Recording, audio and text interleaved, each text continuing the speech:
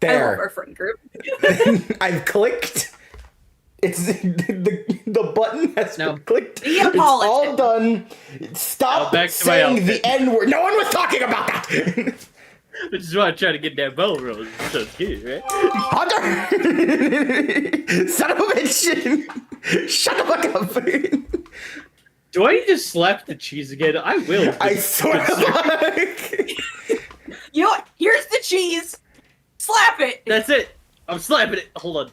No, he can't see. No, it doesn't matter. He can hear. I'll leave. I'll leave. Y'all can do it. Stream started. You don't need me anymore. I can go. I need you to know that we actually do have a cheese dip. Oh, yeah, of course you do. It's bacon cheddar. Not sponsored. Schulzberg Creamery cheddar bacon made with natural. Okay, it's not sponsored yet. You're describing it in fucking detail, Hunter. Yeah, I'm describing you in thorough detail. What is in my hand. I will leave. God do God things before I do God things. Right. Hi, everyone. Welcome to another episode of Legends of Ki-Dierria. I am your lovely Dungeon Mima Hunter, and these lovely contestants of mine are ready to embark on another epic journey. Let us start with Calvin. How are you doing, bud? Well, since someone mentioned leaving, I'm currently leaving my house to help my brother with something because he's not home. You're currently leaving? Hold on. Are you able to do? I have my tablet with me, and my Wi-Fi is also connected. And my stuff is also connected to my brother's Wi-Fi, so I should be able to hear you for a minute. And you're gonna be fine when you get there, or are you busy tonight, or? No. It's just I'm bringing up his trash cans. That's all. Oh. Okay. I got confused for a second. Okay. Anything else this week? Nothing that I can think of. Okay. David, how about you, bud? So Fridays are just never good, apparently. Because last week Friday started the weekend from hell. And then today I pinched a muscle or nerve or whatever. I don't know details. All I know is suddenly my right side was in so much pain. And I wanted to leave work so often throughout that day, but I couldn't because we just didn't have the people. I took some pain meds during work, hoping that would help. It fucking didn't. And then, well, eventually, I got home, took an ibuprofen. That finally helped. I left work like 2 hours early, technically, which honestly I needed. Fuck today. I'll just put it like that. Fuck today. Sorry to hear that, bud.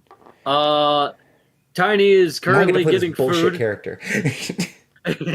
Tiny is currently getting food. But if you can hear us, Cloud, go ahead, give us a meow.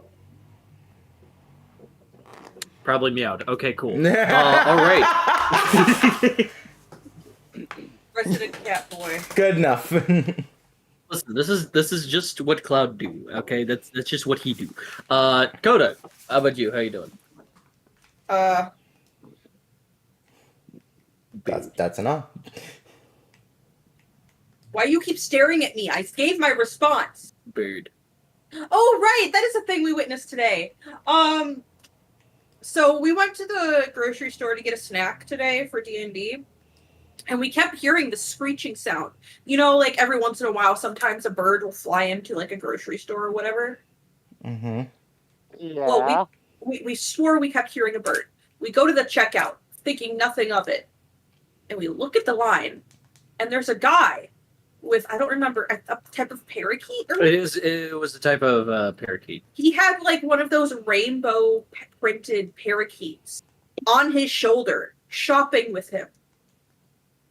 His name was Cheeto. Was it a service parakeet? No. He was a rescue, though, and he can't fly. I was going to say, I'm guessing not really, but at the same time, it was just kind of just chilling on his shoulder. He explained, the bird don't fly too good, or at all, so He just likes staying there, despite not a fan of traveling. So he Goes just on like walks with him. he's like, all right, fine. His name was Cheeto. And he has a sibling named what was Capri it? Sun. Capri Sun. Yeah. Very beautiful, warm colors. With rainbow colored wings. It was really, really. So we beautiful. saw a bird today. So shout out to Cheeto. This one's for you, Cheeto. Nice. So yeah, bird. Bird. Okay, so what happened last time? Bad rolls from Timbo and bullshit. That's what happened. I love that I don't even know what happened. Zordwardo gave you the teleporting stone, so you guys now have the key to go to the next realm whenever possible. But upon trying to figure out exactly where that special artifact that Yarrow had a map of, you guys went to Ironstone City, or Timbo knows it as home of Timboland, and thought that it was the most magical place on Earth, with so many people somewhere here, clearly. They went into a chamber underneath the city to find a very rare and powerful artifact. Your obsidian slates that you now have, Timbo. That you are able to dual wield or just fuse them into one blade. And in case it's difficult to picture a tiny little goblin with big blades, much like the critical role of Scanlan's Mythcarver, it can adjust sizes. So you guys don't have to see like Timbo doing his best to wield a big obsidian slate of metal. No, it can shrink down to his proper size of a couple of swords or one sword.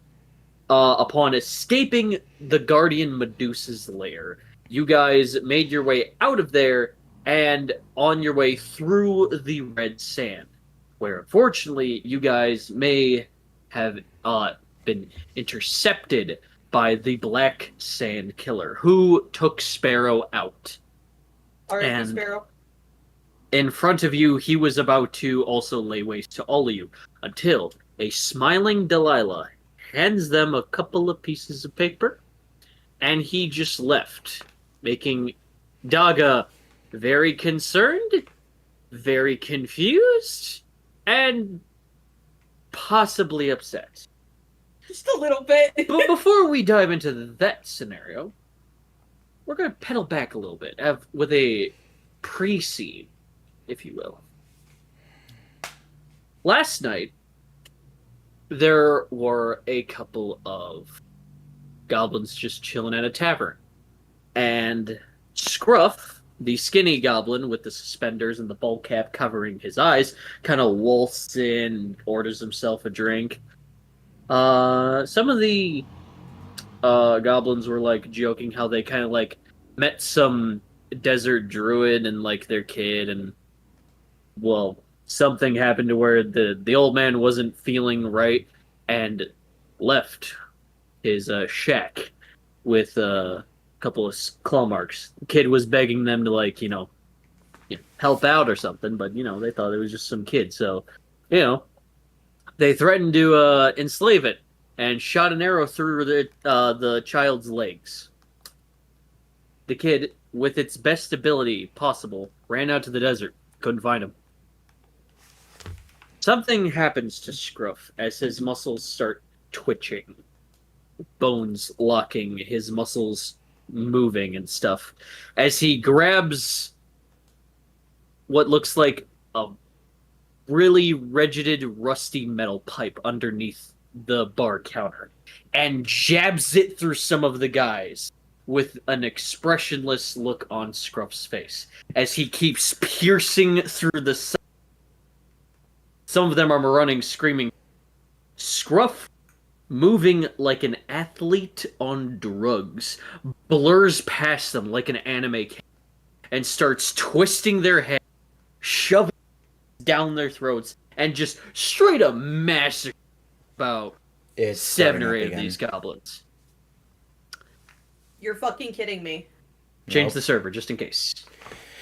Okay. Is it the Is it this fucking server? Because it wasn't happening in Bulletproof Snowmen. It also wasn't happening on your profile. You know what? Fuck it. Just for today, Okay, that's us changing. We're gonna try this for a little bit. If it doesn't work, we're just gonna work on Coda's profile. No. Let me finish. Okay, go ahead.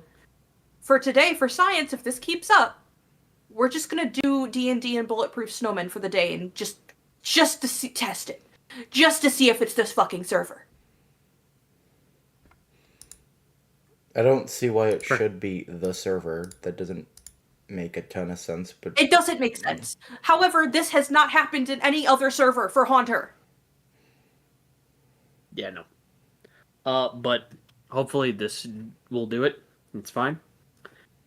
Now, as about like 7 or 8 of these goblins are getting absolutely murked by Scruff, he drags the bodies out in the open area where Jumbo's office can see.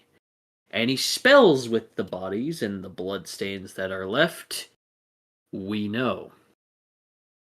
Proceeds to take his own life and just slowly move the knife from left to right, which happens to, at the end of the sentence, create a devious smile with his corpse and his blood.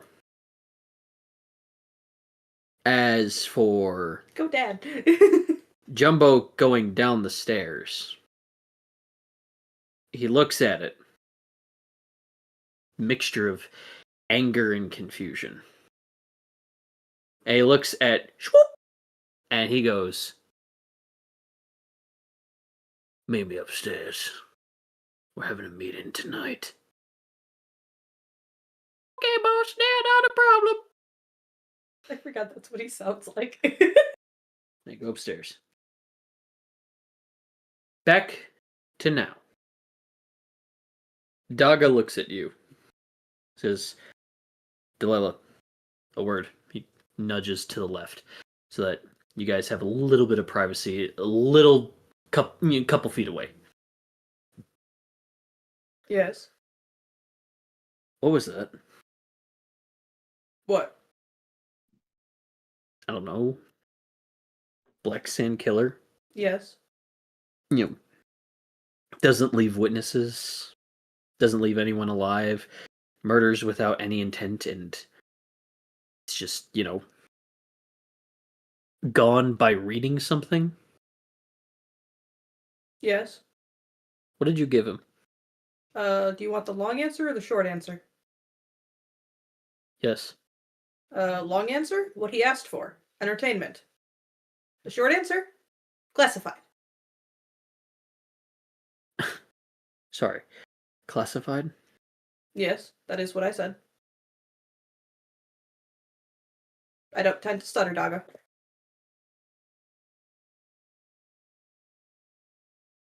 Are you able to at least elaborate on entertainment?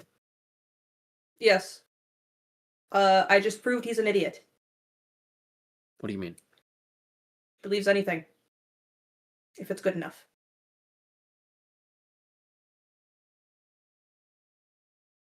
He takes a second. He looks back at the position where Sparrow once was. Takes a couple of deep breaths to try to calm himself from hyperventilating a little bit.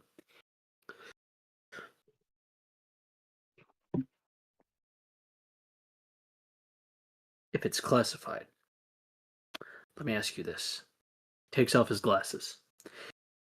His eyes are what look like not completely white, but it's like a mix of a light silver and a white. His iris is yellow, almost a beautiful gold. Look at me when I ask you this. Are you siding with him? And are you an enemy of the Earth Realm? Yes or no?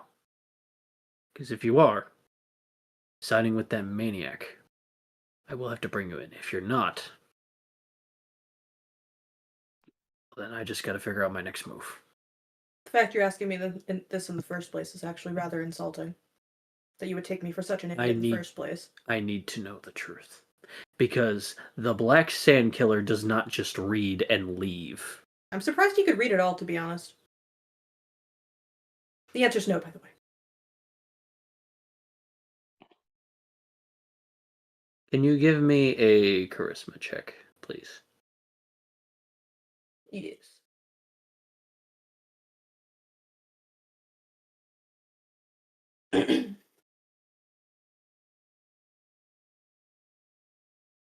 Which dice should I use today? I'd use your good dice. Yeah, I'm gonna be real with you, Chief. I don't remember which one that is. Fair. Fuck it, purple. You use the pretty purple. Why not? 17. 17.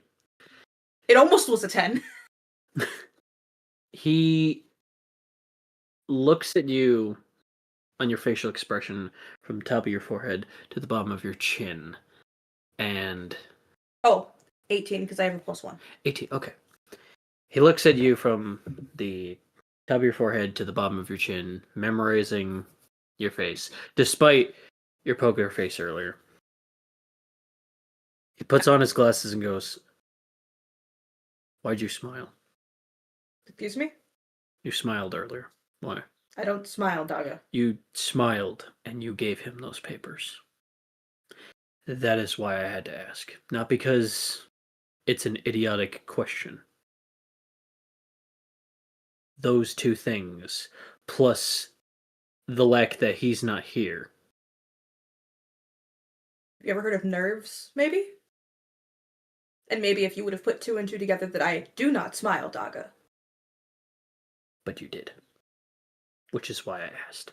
I'm sorry that my face contorted in a way that was not pleasurable for you. No, no, you're saying it's nerves. You seem honest in this. I don't do field work, Daga. I know. However, if somehow a situation were to happen where someone of your position was working with Ladon and trying to pull the wool underneath his eyes and work with this maniac for the safety of the Earth Realm, no, Ki-Dierria, I have to know. You seem very honest. Now, recruit with your DM fucking up. Recruit with your group. Regroup with your group. There you go. And I need a moment while I do survey recon so that I can make sure he is gone. And I take a second. Oh, I can assure he's gone.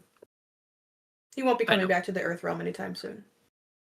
I don't know about that. These sands, he acts like they're his playground, but I need a second. And this is how I know how to take a second. He accompanies you back to the group, and he kind of just patrols kind of the area, just walking around, mesmerizing the field area. Really quickly, Cloud, are you back yet? Meow. Cool. Everyone take a second, regroup, say what you need to each other while I gather things. How do all of you react after the Black Sand Killer looked at you guys like his next meal and then just fucking dipped? I need to preface that Delilah hasn't been smiling since after she handed the paper and he left. Got it.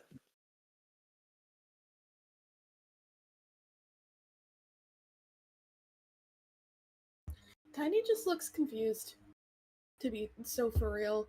He's just, I mean, he's kind of just been standing there looking at Delilah, looking at Daga, looking at Yarrow, looking at Timbo, taking double takes every single time.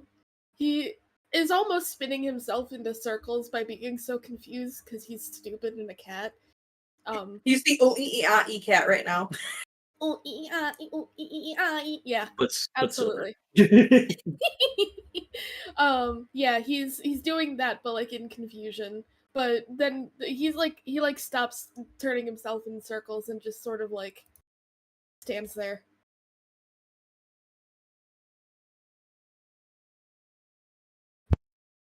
Timbo, you're up.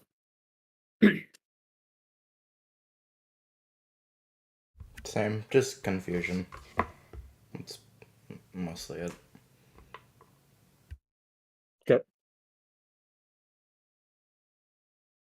And You're up. for Yara, it's also confusion, but also suspicion. But Okay. let's be honest. But I will be specific. The confusion is definitely outweighing the suspicion at the moment. Understandable. And Delilah!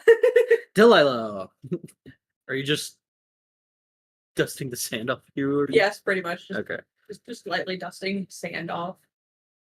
Bucket is just going, oh, so that's how we get rid of do-gooders. Hand them a piece of paper. It probably says go away or something. I highly doubt that. And even if it did, I doubt he would do it. But it just happened, Yarrow. See? Putting in So, notes do you have now. Asking politely will make the do-gooder leave. Bucket? Can you answer a question for me real quick? I can answer many questions, Yarrow. What is it? Are you 100% certain you knew what was on the paper? Not entirely. The paper was turned around, so I could not analyze what was on the paper. Then we have no idea what the paper said. We don't know what was written on it. So we don't know why. So we do not know why he left. Well, because Delilah's super nice, she probably asked pretty please to leave. Oh, that is some straight whole shit, and you know it. This is me as the player. Thank you, Bucket, for thinking so highly of me. Of course. Fuck you, Delilah. Bucket, for thinking so highly of her. I said as the player. I said. Oh, okay. Yes, but it's funnier to imagine that. Also, I did want to nitpick you for a second, Haunter, just because I'm me. You keep saying do-gooder. I'm pretty sure you're looking for ne'er-do-well. That word. Yes. Thank you. Am a little dumb guy. Sorry. I say this very much so jokingly. Thank you, resident nerd. Now let us move on.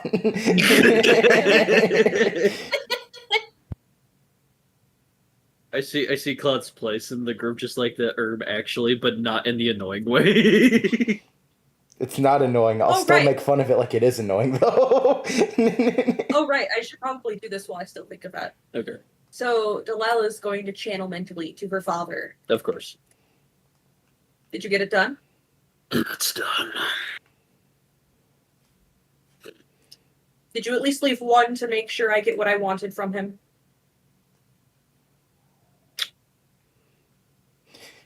Shit. Might have killed all of them. All of them. No.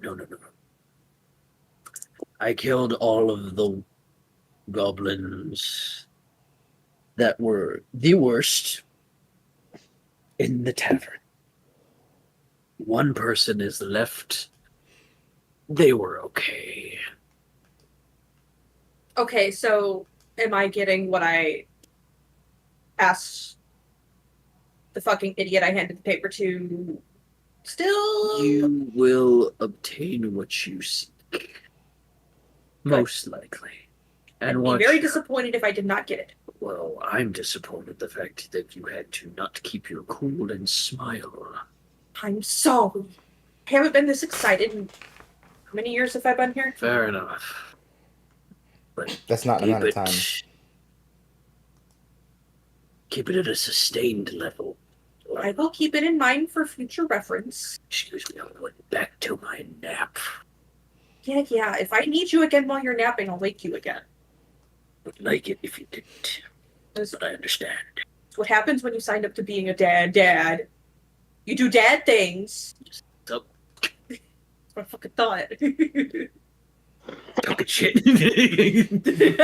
Imagine. No. Alright. He's gone. I don't sense him anywhere near, and we should be in a decent area. So, rather us not be like sitting ducks here in the middle of the red sand desert. So where do we go? Well, actually, once we get to the portal that could take us to the water realm, I am going to I'm going to type you up a letter to give to, what was his name, the Golden King or whatever. I literally was just looking at there it is. You are going to hand it to the King of the Golden Kingdom, Malkri. So Yeah, not far off. Yeah, I am going to give you a letter to give to the king or whatever, basically asking for an extension on Timbo's requirement, because now we have a lead. How long do you think is an appropriate extension for Timbo? Especially because you intend to realm jump. How long do you think it'll take for us to get to the Darkness Realm, God? I'm gonna have you roll just an intelligence check for that. What's in between? 10. What's intelligence? Wait, intelligence is intelligence. Yeah, I gotta just- give it that. 12.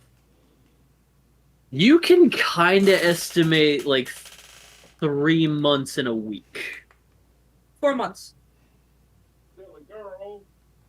I will do my best to persuade Malkri for 3 months. 4. 4 months. But if it doesn't work, you're gonna have to get crafty, as he just looks at Timbo. No, don't worry about that. I got that part covered. Now, Timbo, if it is all right with you, and I cannot believe I'm asking permission from Timbo, can I borrow your brother for heading back through Dondu Town? Oh, I just realized he's gonna see all of that. Oops. For some reason, I have the urge Oh, to just wow. be an asshole. It's like, I'm sorry, you need a favor?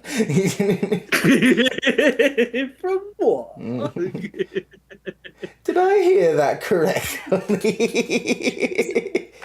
Timbo slowly turns to him and just bats his eyelashes like, you want a favor? Over animated eyelashes. Like, Piano Yes, noises as you like tiptoe Looney toward him. Looney Tunes ass eyelashes. Am I Yeah, hearing yeah. that you need a favor? You'll push it. Too late, already pushed it plenty. Yeah, alright, that's fun. Okay. What, were you Now- expecting a no?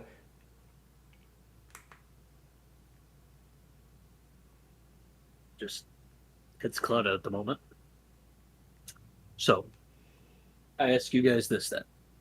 Are you thinking of heading up to Tuntik Village to transport you to the next realm? Or are you guys heading back to Sunai Village and using that one? It is closer. Might as well use the one that's closer. Does it matter? They're both portals. They'll both get you to where you need to go. It's more of a distance of like, do we just like go back from where we were versus yes, let's take the long way back up. There's not really a need to go either or. They're just as Coda said, they're both portals. Guess it's a matter of preference, really. Okay, then yeah, we can just use the closer one then. Okay. Okay. Also, warning, pain has returned, so Did the ice pack help at all? a little bit. It was after I took the ibuprofen, so I was already not feeling pain. Okay. He just signals bees to come on, and all of you make your way backward. So we're going to the town that the king lives in. No, you guys are going to Sunai Village where the portal is, and then once Daga drops you off, he's going. with Okay, feats. so once we get back there, I can type up the letter to give him. Yeah, you guys take a few minutes before you like head off to the next realm. Yeah. Yellow encounter, so environment. The sands seem to be getting, a lot hotter as you guys are in the red desert area. Sun is kind of blinking down. You can see a bunch of camels kind of go off, I think, about like the right of you guys as you guys are trucking on. Fuck it. Yarrow, can you give me an insight really quick? Alright, what type of role is inside again? I don't have my dice with me because, well, my sister's dog is spending the weekend with us and I don't want her eating my dice. Fair enough. I can take a look. Give me 1 second. I put up my sheet. Let's take a look. Where is my sheet? There it is. Insight is wisdom. Yes, we. I was about to say it, but then Claude said, "Hey, I got it." Yeah.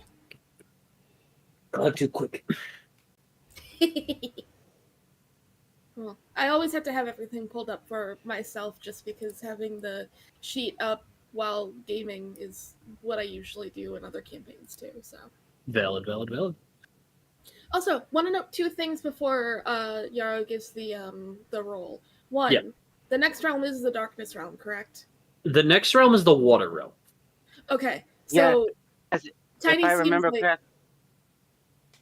correctly. 2 people at once. Sorry, Claude, you first.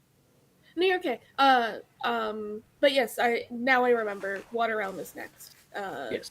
So, that being said, what I was going to say doesn't necessarily make sense, but I do want it to be noted that Tiny does look a little like comforted that he's going home, basically. Okay. Note 2: the sun is really hot. The sand is really hot. Tiny is barefoot, or bare paw, I should say. Yes. He's hovering. Too hot for toesies. I figured. Okay.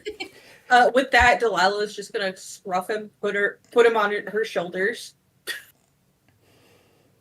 Did you see this slopping, panting, sweaty fuzzball just barely keep having their bat wings kind of keep up, and then just Delilah just side arm just on shoulder, piggybacking it. See, I just think it's really funny that it's like you feeling comforting, like you're about to go home. So it'd be real funny if we just go to the war realm and you just suddenly have a frown, like, are you fucking kidding? I was promised. Okay, Calvin, what were you about to say? Well, if I remember the path that we're supposed to be taking, we started out in the light. We were going to the earth, then water, then life. But Yes. I don't remember the dark realm ever being part of the trip. The dark realm is the darkness realm is a lot more later stuff in game. But think of it as kind of like Pinwheel. So it's from right to left, it is light, earth, water, life, and then going up it is ice or air. Then going left is fire, darkness, forge. Alright. Typically, anyone can go really anywhere. It's just for what I have in terms of difficulty level in certain locations. There's just more difficulty level stuff in Forge Kingdom and in Darkness Realm. You guys can go there, and there will be a lot less stuff encounter, but there could be an opportunity to go back. Never mind, I also have an opportunity of the Feywild, which is all of Ki-Dierria flipped upside down with its own type of biomes. That's fused together, but not. It's complicated. Alright, and as for my roll, 16. 16. Awesome. You see, very vast in the distance of you, a child with a couple of arrows in his ankles. And he looks on the verge of death as 2 vultures start swirling around him from high above. I run towards the child. Okay. Are you fucking kidding me? Give me a survival check, please. Survival is 1 sec. I have it. I believe Wisdom. that is also yeah. I was checking to see if I had advantage. I do not. So it's just a single roll. Single roll, yes.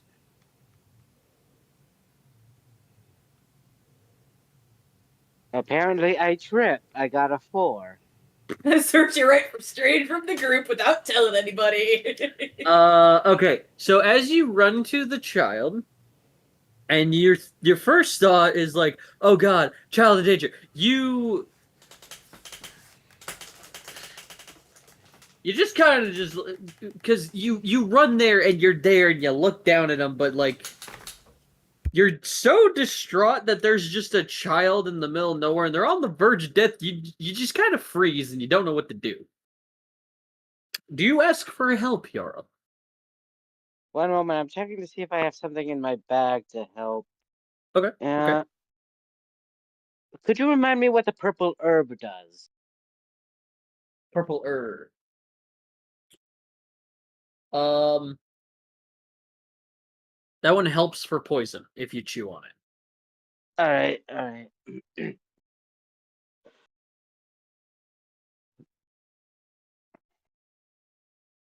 uh, I should. Okay, if I remember correctly, I do have healing word. You So do have that healing should word? be. I thought So he I wasn't would even like. there yet. You thought what? I thought he wasn't even there yet. No, he is. He's just for his survival check. When he got there, he just Oh, okay. Sick. I misunderstood. My bad. So basically, I was panicking a little when I ran up to the child. Very much, yes. All right. Panic kicked in first before anything. Okay. Okay.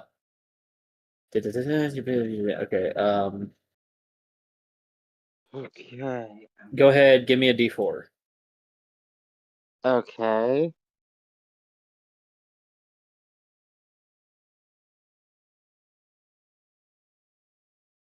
All right. That's okay. That's pretty good. 3. 3. Okay. So you lean your paw out and cast Healing Wait. Word. Do I have a spellcasting ability modifier? I don't think I do. No, you don't. No, you I don't. don't. All right. I just wanted to make sure if I did or didn't. To easily keep track, all your spell mod, if there was one, is all of your Constitution. None of you All have right. that. But in case there was ever a level up scenario where you want to put a bonus point in there for your con, that's where you want it. But yes, you lean your paw out. You know, you're trying to calm yourself down the best you can, and you're trying to heal this kid. And this kid has 3 health points left. I'm sorry, gains 3 health, and just he looks too dehydrated to speak, but he is slowly coming into consciousness. What Uh, do you do? if I don't, I should still have a bottle of water, don't I? Oh,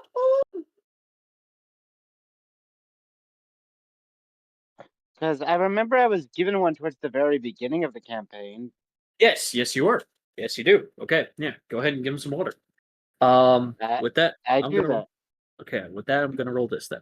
Okay, so he gets a little more health. He's very weak still. That water did help quite a bit as you kind of like put away your spell. You kind of pick him up with one of your bare arms, and you just like feed him water, but like slowly. You're like hovering the bottle over his mouth, and water's coming down on his dry lips, and he just he's like blinking in and out. It looks like he's about to be like almost in and out of consciousness. Um, what would you want the group to help anyway? Perhaps. Uh, I. Okay, this is what I'm gonna do. I'm gonna bring out Paddington because there should have still been in the ball. Yep, she was in the And, ball. and I'm gonna place the child on Paddington Mhm. and lead and head back towards the group with O- the boy and Paddington. Okay. And of course, I'm still keeping an eye on the child. Yeah, of course, of course. Your eyes never leave the gaze of this kid as Paddington is carrying this child on her back. You guys see this, what looks like a Earth Genasi child. And Delilah, actually, I'm gonna have you give me just general insight. Wisdom, by the way. Bro, get in the dice roller. Thank you. 12. Kid looks familiar, but you've never really seen this kid before. Yeah, Timbo. Timbo, you want to give it a go? Sure, I guess. My dice never like me, but I'll try. You got this, I buddy. swear to God, if Timbo gets, then you gotta start getting better rolls. I'll both laugh and cry. 13. Okay, Coda, it did sound like you were getting further away from the mic just there. It didn't sound like you cut out. It just sounded like suddenly you were further away. Well, I am further away from the mic than Haunt, so. But still, 13. Okay, 13. 13, same with you, Timbo. This kid seems familiar, but you have never seen this kid in your life. Trying to, you know what, Tiny, fuck it, go for it. Okay, give me 1 second. I have to reorient my everything. So this is just an insight? Yeah. Okay, let me pull up my... Where is it? There it is. Okay.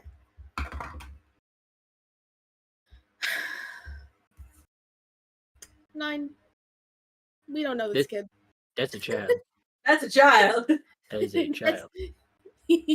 Cool. Yarrow, do you want to try further inspection of this child Cool. with an While insight? everybody else wasting their time pondering, I'm gonna feed the kid a health potion. Go ahead and feed the kid a health potion. Yarrow, go ahead and insight roll, please. Health potion, that is a D8. So, Delilah, roll me the D8, please. Is 14 enough? That's exactly enough. So, it takes you a good minute upon never letting your gaze leave this kid.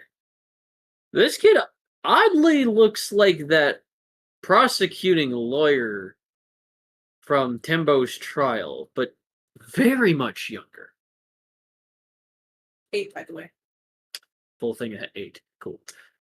Okay.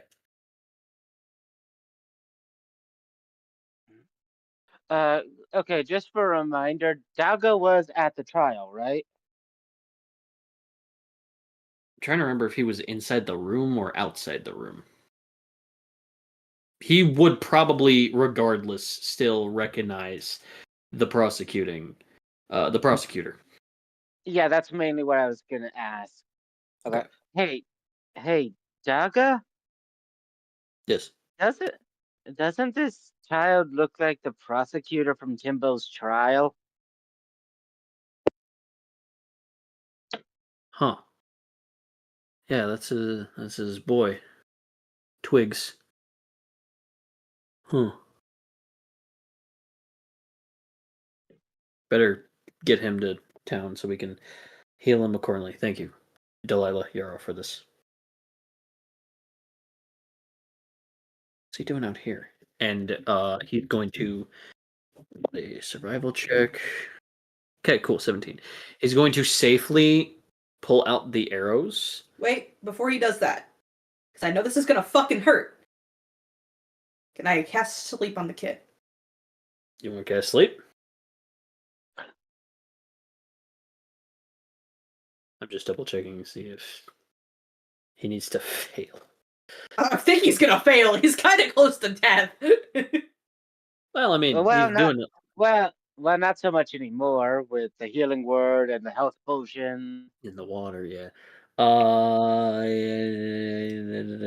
also want to state the moment Yarrow started walking back, Delilah was about to scold him, but then looked at the child and just only started focusing on the child. Okay. Okay. Give me 5d8s. 5d8. Determine how long he slumber.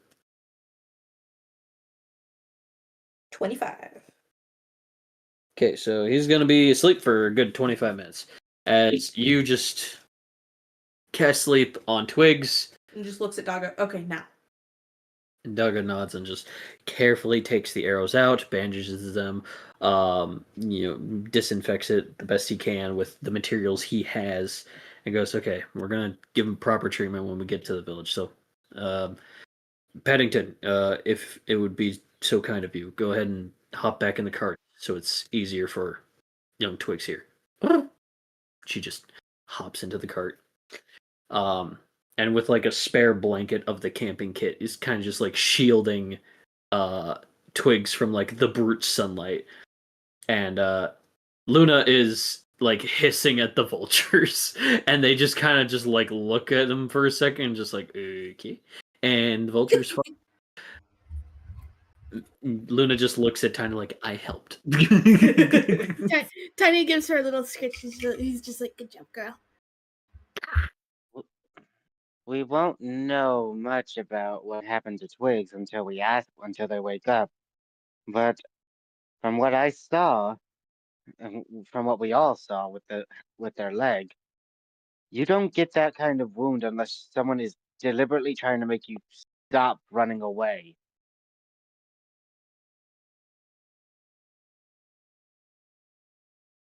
As you guys venture out, it takes a while and you guys get back to the gorge area. Say about like takes you a little longer than it did previously when you left village because of the sudden stop. But you guys do eventually make it. The gates open. You guys are back in Sun Eye Village, and Daga immediately takes the kid and goes to the infirmary. Before Daga goes, Delilah puts a hand on his shoulder and just goes, we're gonna go to the next realm. Keep me updated. Okay. And see if you can find their dad. Yeah. That's a prosecuting lawyer. They're not usually targeted like defense lawyers are. Yeah. I also gotta make a stop at Sparrow's parents. Tell him that he's not coming home. You take a day off. Take a few days off. Like a week. I might take the weekend. I don't do this emotion thing, but I'm not an idiot. Okay. Beans, you're with me. You alright? Hey, Timbo, you gonna be alright, right? Hey, you gonna play a song for me when we see each other again, okay? Oh, okay. I look forward to hearing your music, despite Mom and Dad not wanting to hear it. I would love to hear a lovely tune from you, Timbo. And then Beans got killed in action. No! Shut your fucking mouth! Do not make that reality, you bitch! And then he starts playing poker with Gimbo. I almost spit my root beer. I really swear if a too. second fucking... Suddenly a second soul appears before Timbo. Oh, hey, look, it's the second goblin who actually treated you like a person. Collecting on my Pokemon cards now, Timbo. Gimbo and Beans end up playing poker. It's not even actual poker. It's with Uno cards and Magic the Gathering cards. And their chips are actual potato chips. So, summon Blue Eyes White Dragon, right? Guys, I'm in the middle of almost dying. Got any greens? Oh my gosh, I'm going to die. And this is going to be the last thing I hear. Oh, fuck. Go Sorry, continue. God, I'm sorry. I had to do the bit. It's good, a little funny. Alright, so you guys are here in Sunai Village. Delilah, you're typing away that message to, like, inform Malkri of your guys' sudden situation. As well as a extension if necessary. And with, like, say, a little bit of an oomph, it would really help Ladon. Yeah. Because Timbo is a guild member, and, despite its Timbo, that trial did leave, neutral. So it's not like he's leaving or anything. And it's being handed to this king by the head of the Sand Ninjas. So it's not like sketchy shit is going to be done like, yeah, we'll surely get him. Anyway, let's get the fuck out of here. So it's going to be all nice and tidied up for you, Delilah, and that's what I'm gonna say you're doing. Timbo and Tiny, is there anything you guys want to do before you leave for the next realm? Nah, not really. Okay. Question before we get to Tiny. Yes. Can me sitting down, taking a minute to type this letter count as a short rest? So Yeah. can take that You're spell good. This slot? is equivalent to your guys' Okay. short rest. Get your spell slots back. I didn't have a previous note card from last session of your health bar, so already I assumed that this was going to happen regardless. So you guys' health is perfectly fine, peachy keen, and up to full standards. So Tiny, how about you? What's the question? Did you want to do anything before you guys head to the next realm? Oh, nah. Tiny is still like trying to allow his brain to process everything. He's got what he's needed. His backpack's pretty full. He's okay. He just needs Okay. his brain to calm down. Understood. Okay. Yaro, how about you? Can I talk to Dalga real quick? I will say after a couple minutes of making sure that Twigs is fine and he just kind of takes a second. Yeah, go ahead and inform Daga. Whatever you need to. Hey, Dalga. Yes, Yaro. Okay, I will admit I've never been part of a trial, and I don't know if I'll be called in as a witness because of what happened to Twigs. Mhm. But but I want to be kept informed on how they're doing. Also, I this is just a gut instinct on me on like where they could have been coming from, based solely on my experience here. They could have been coming from the Goblin Village.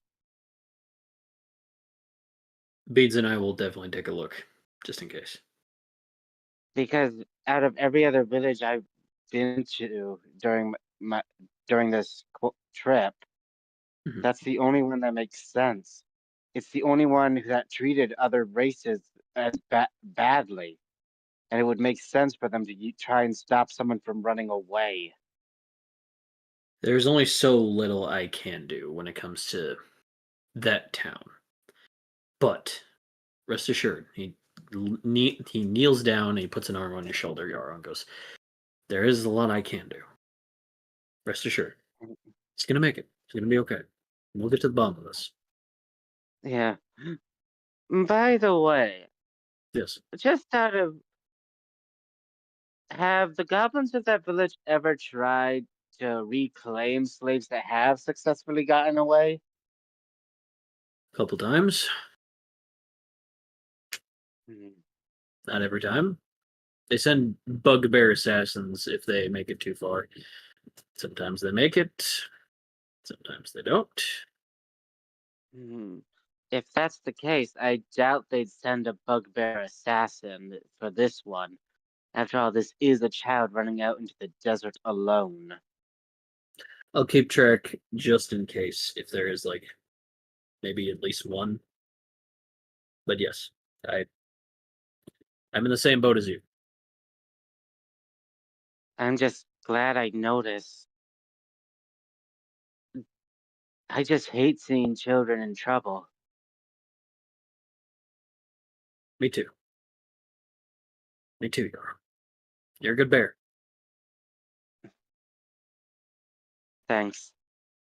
Stands up and he just like nods his head over for Beans to him to get him alone. He goes, "I better get going while the sun's up. Take care, okay?" I will. He heads over to you, Delilah, and goes, "Got my file for me? Yep, there you go. Thank you so much." Puts a hand on your shoulder and just goes, I hope you know what you're doing. Of course I do. No. Fladon trusts you. I did. Don't get sappy at me. Just pats you on the back a little. Starts heading out. Delilah, is there anything you want to do before? I want to buy a health potion, like a single health potion, just to replace the one I use. Okay. And good. Don't remember the price in this town, so we'll just say 10 copper. Okay. So you have 72 copper. All right, then I'm good to go. Oh, okay. Then right, because I didn't update copper because it's been a minute. Okay. You got it now, David? Yeah, because mine still was at 92. So for a second I was confused, but like, again, things were purchased and in one episode, and I didn't write anything down that episode. So, yeah. Do you need me to give you a rundown of what I have written on my sheet for everyone? Because I recall repeating what you said when you wrote it down. Yeah, go ahead. Okay. So, Delilah has currently 72 copper, 35 silver, and 20 gold. You don't need to bring up gold. None of us have used gold, so. Cool. You have 86 copper and 2 silver. Yep. Yarrow has 131 copper and 2 silver. Okay. Still had him written as 3. Okay. And Tiny... Sorry, what's up? No, it's just me reacting to pain. It's not even just the side anymore. Suddenly my left arm was like, cool, hurting. Fuck today, man. I'd take tomorrow off if I was you. I might. I don't wanna, but if this keeps up when I wake up, I might. And from what I have written here, Tiny has 11 silver and 78 copper. Okay. I have 83 copper, where I don't remember spending any. Okay, that is very different from mine, because mine says 14 silver and 95 copper. I have, yeah, good lord. Clearly, we missed a shopping thing that Tiny did. So, because Tiny also keeps track of his shit, obviously, Thank you. 20 gold, no one ever touched. No one's touched what gold yet. Yes. What is your silver again, Tiny? My silver is 11. I remember spending 3 silver for one of the scrolls. Okay, so that's still there. And then, what was your copper? 83. Okay. 83.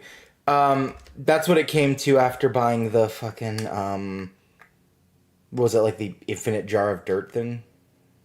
Yeah, the jar of infinite Right! Right, I forgot to calc that. I'm sorry, god damn it. Okay, cool. Okay. Wait, it wasn't dirt. Wasn't it mud? It was Yeah, jar of infinite Jar mud. of Infinite Mud. I Yeah. don't care what the specifics are. I'm right. I think it was dirt because Coda made a joke of I get a jar of dirt. No, that was me. I definitely made that joke. One of you fuckers made the goddamn joke of jar of dirt, okay? I don't. I Okay, know it was me, okay, because I'm the okay. one who makes that joke more often. Also true. I would have also said compromise. Both of you said it. Sounds like us. Yeah, maybe. Yeah. Our brain cells are connected in weird ways. Okay.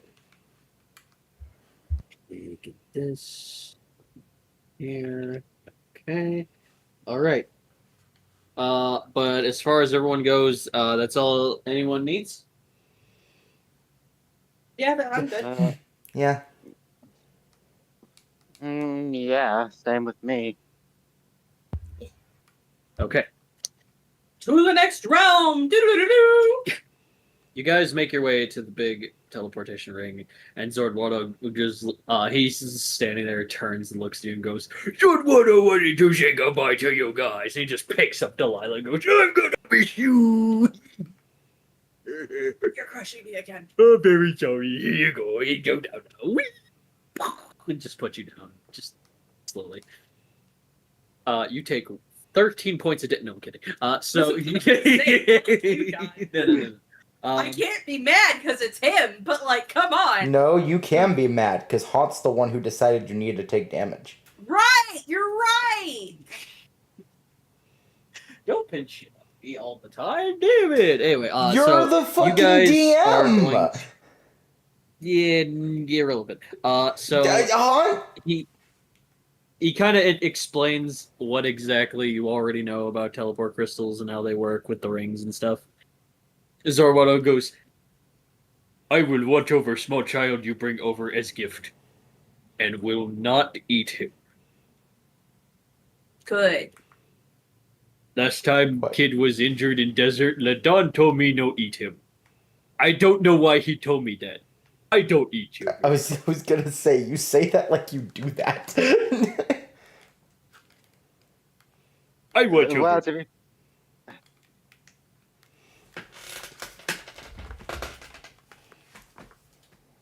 All right, are we all ready then? Sure. I'm ready. You could tell Tiny's Yeah. definitely itching to go home. It's just like, yes, please get me out of the fucking sand. I am a wet cat boy. For the love of God, help me!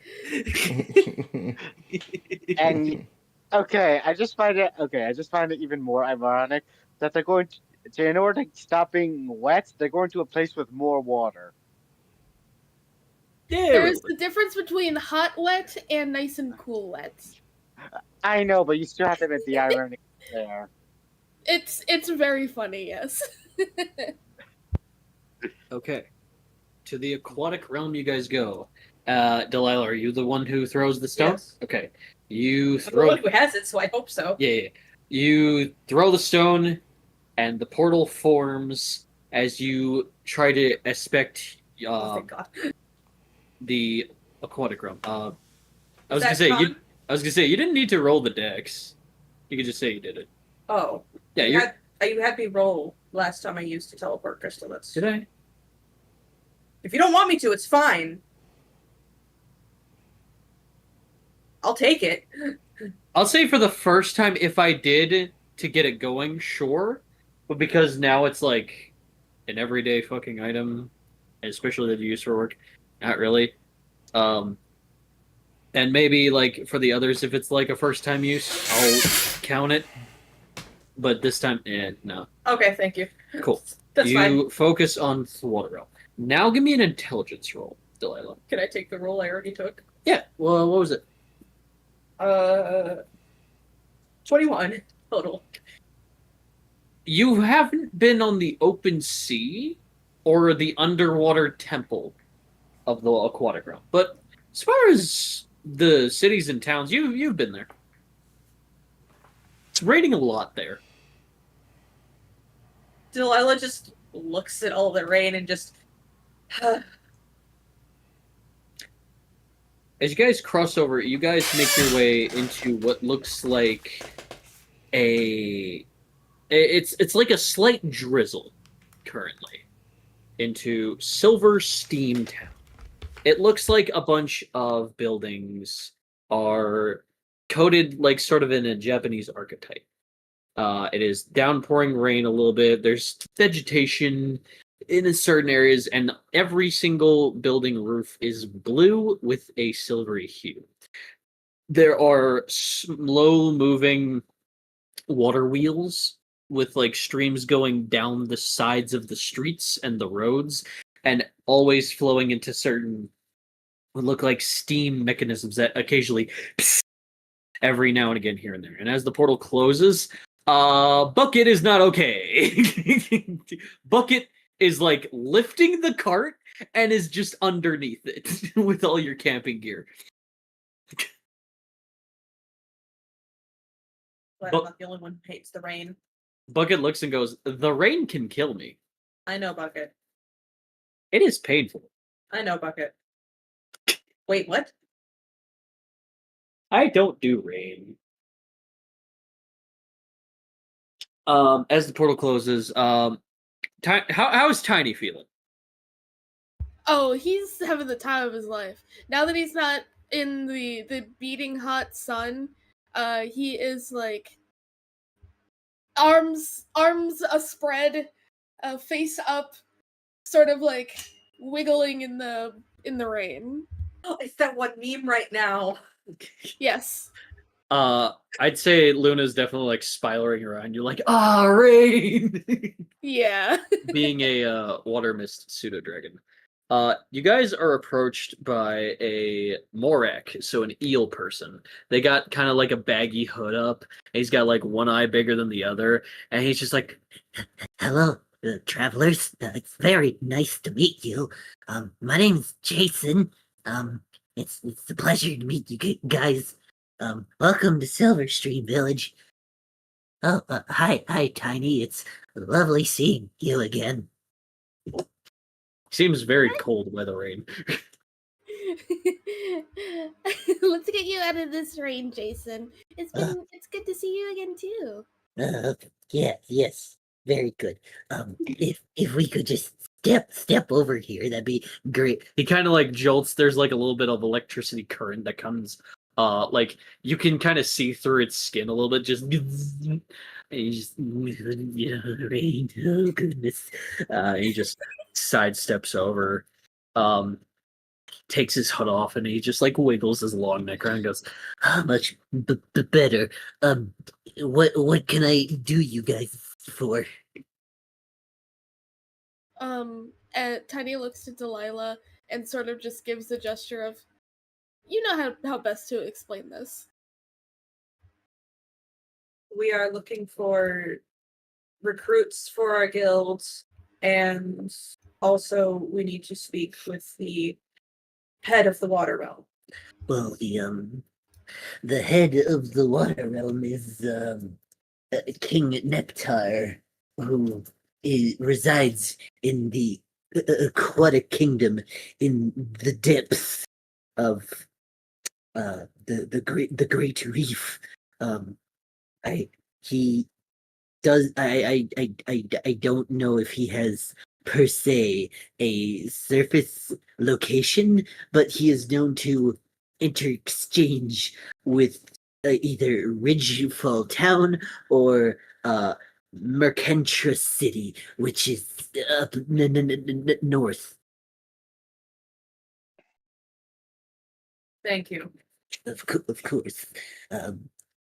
Who might you be? Delilah. Pleasure to meet you. Is this perhaps invitation to a water guild, perhaps?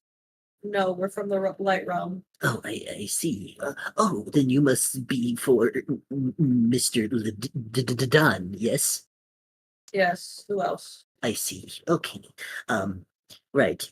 I don't per se know anyone in this town who would be part of that guild, but maybe in Roborm City, that's just across the Grand Stream up this way, you could find well, Fageppo. Thank you. Of course. Do try to approach him on a good term. He's known to shoot people first and ask questions, but he's a GIF, and GIFs know every language. Also, I feel having a hippo person on your team could be beneficial. Thank you. Oh, you have a Warforged with you. If it is all right, I would like to touch his chest and acquire a Water Realm spell, so that when rain touches him, he will not die. Kind of looks down at Tiny, just like, do this. Can we trust this one? Tiny gives a wide smile to Delilah and goes, and he does she ask that like outwardly, or does her face just sort of read that? Her face just sort of reads that. Then he's gonna smile at her widely and just give her a very quick nod. All right, proceed. Very well. You see the aquatic realm symbol appear on the palm of Jason's hand. It looks like a spiral going up and then two curved spirals hugging the middle spiral around with two dots and another dot on the side. Kind of disembark and leave his hand for a moment as electricity engulfs his entire hand, and he's going to go, Now, what is your identification? Bucket! Okay, Bucket. This may feel a little odd, but you will be fine. very well, proceed. And just he slowly puts his hand on his chest, and a wave of electricity expands throughout his body that has like blue tones to it, and then some yellow leaves into his hand. And there's like a back and forth exchange of these colors until the electricity goes back into his hand and he leaves. There you go. You might feel a little weird when if submerged, but you should be fine here in the water realm.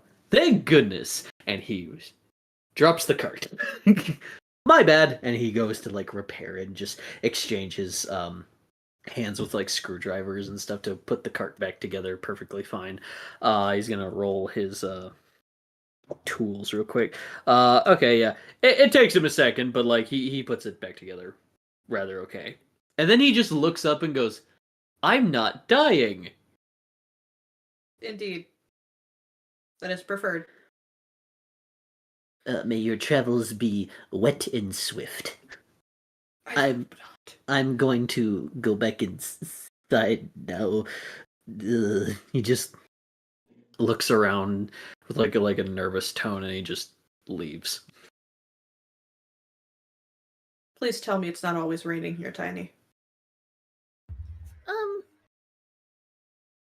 I don't want to lie to you.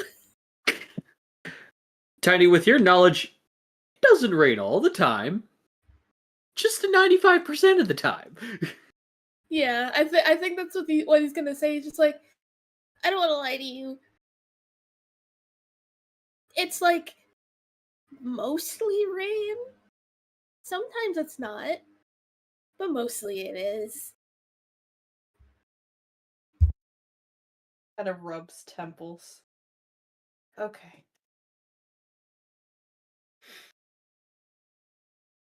Let's get going then. Is there anything you guys want to do here, or do you just want to straight go for it? I think we're good to just straight go it, but if somebody wants to do something, that's whatever.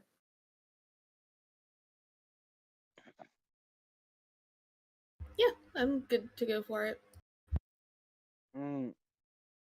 I'm good too. Tibbo? Hmm? You good to just go, or Yeah, we can just go. anything? Okay, cool. You guys make your way out of town and you notice thick grasslands covered in rain and water puddles everywhere. It feels like those kind of Japanese fields with like rivers going in the middle and gardens of vegetables going out and a big road that goes forward. You guys make your way out and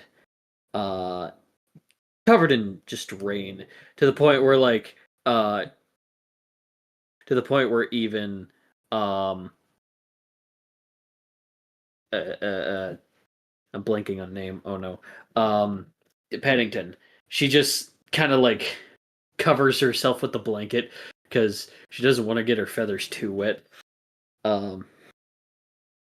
And of course that lands on a red, so combat we that's there we go. Spin this.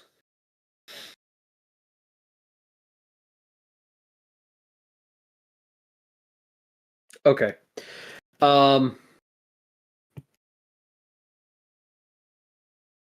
Upon you guys going out and you see the stream of water, this really big leatherback sea turtle person kind of like comes out of the water with like a trident adjacent type of weapon, and they just kind of like pull themselves out of the water, and they are standing 8 foot tall, and they look down and you're just like, yeah, would you look at this?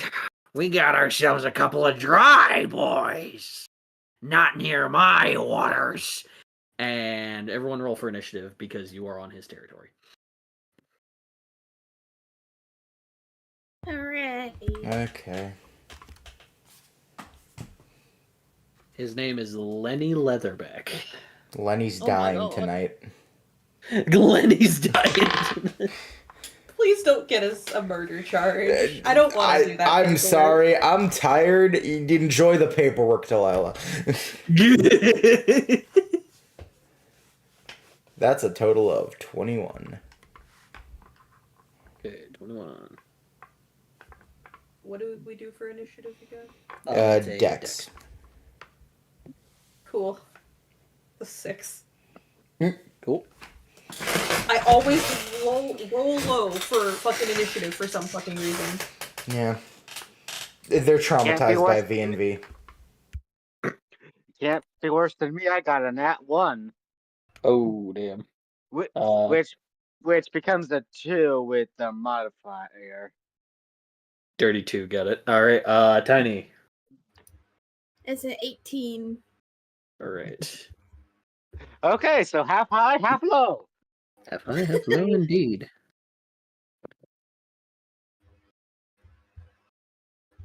Okay.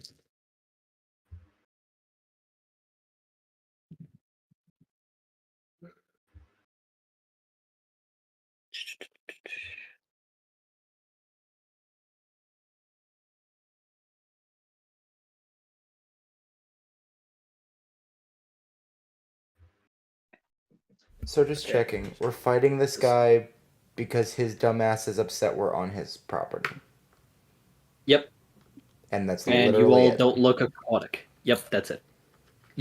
To be fair, it's a dumb reason, but you personally, David, wanted me to come up with other reasons. It's just like, is that Timbo? Get him! Yes! You could have still been somewhat creative besides, you on my lawn? You on my fucking lawn? Deploy the old man. Deploy the old man. The old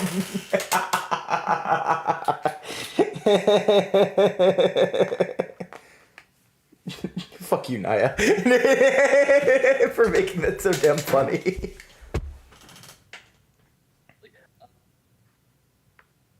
Did I? Yeah, I did. Okay, cool. Alright, so it's going to be Timbo, Tiny, Lenny, Bucket, Delilah, Yoro. I assume the familiars no in combat. Yeah. Got it? Okay. Timbo, you're up. Man, y'all are so protective of your familiars. Man, I got Grug and I sent that bitch into battle every time. And Grug built different. I'd say he's not here. Well, yeah, Greg is built different. See, that's not the point right now. The point is, it's like, no, we can't let our familiars fight. No, they're too precious. Grug, execute Order 66 now. Yeah, we gotta kill these guys. Well, to be fair, in my case, my familiar is literally a baby. Fair. And so was Grug, your point? Nah, fuck them kids. Grug.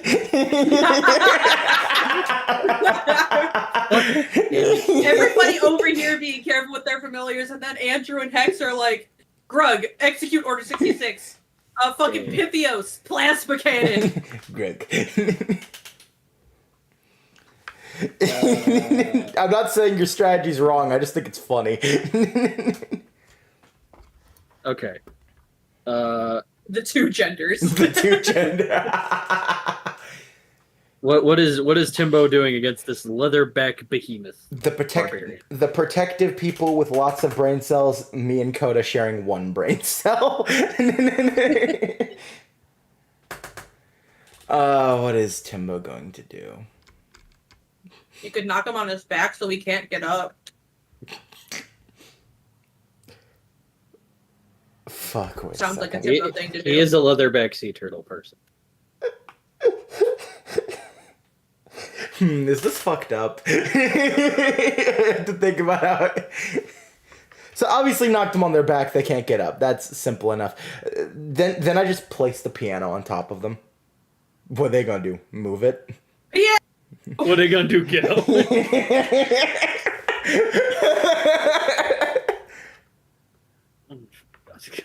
I mean, what are they gonna do at that point?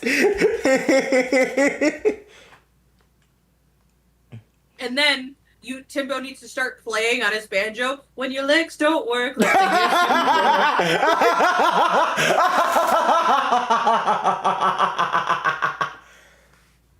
to. Okay, at the very least, I just want to do that. I just want to put the piano on top of them so that they can't move.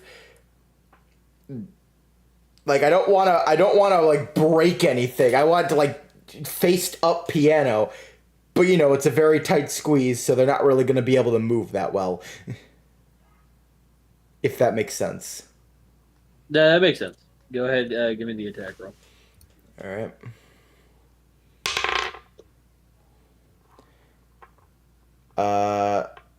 Because I'm, like, lifting and placing, that'd be, like, that'd be strength, right? Yeah, I'd say Or that's would that be... I can't tell if it's strength or dex, because these rules are dumb. Dex is throwing or shooting. If you're just lifting and placing, it's strength. Okay, in that case, it'd be in 11.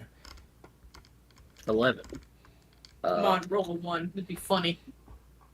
You do hit him. Cool. So you just he takes his stance and just like, I'm gonna take you guys out. What's with the piano? And then he just, Wait, where'd you get that piano? And now he's a turtle stuck on his back. He's a turtle stuck on his back with the piano on top of him. He's got things, but he's got to wait till his turn because, you know, turn based. Okay, cool. Go ahead, roll me bludgeoning damage with piano. That's a great sense. Okay. If you do it funny enough, Delilah won't be mad about having to do the paperwork. All right. Murder's fine so long as it's funny. And funny. Got it. Your Honor, it was funny as fuck. You had to be there. Yeah, my man. Timbo, you're free to go. My client pleads oopsie daisy. Shut the fuck up. Your Honor, you gotta believe me. He was straight balling. Your Honor, can I call you cuz? Delilah ever said that, I think everyone collectively would go, I'm sorry, what? Said what? Your Honor, can I call you cuz? Listen, cuz. Takes off the glasses, just shoulder on podium, just like, hey, don't worry about it. No, but depending on certain developments, Delilah may look at someone and go, my client pleads oopsie daisy. Fuck, if Timbo is forced to have another trial, can you just... Wait, fuck, no, damn it. I had it, it was funny. Cloud, what were you trying to say? This also reminds me of this one thing that I saw where it was like, Your Honor, permission to call the jury chat. Alright, the next trial... Samuel, want to serve jury duty? the next trial of Timbo, just like, Your Honor, if Timbo's lying, why aren't his pants on fire? Case closed, Your Honor. If certain progressions between what happened, stuff like that is possible. Okay, All right, so because okay. the bard is level 4 and the barbarian's level 3, that means it'd be 4 d8s and 3 d12s, correct? Correct. Okay. Okay, so that's... Ooh. That would be a total of 38. 38 damage. R.I.P. this guy, maybe? No. Okay. Why does the random ass person we bumped into on the way here got more health than all of us? How does that make Well, sense, you got- God?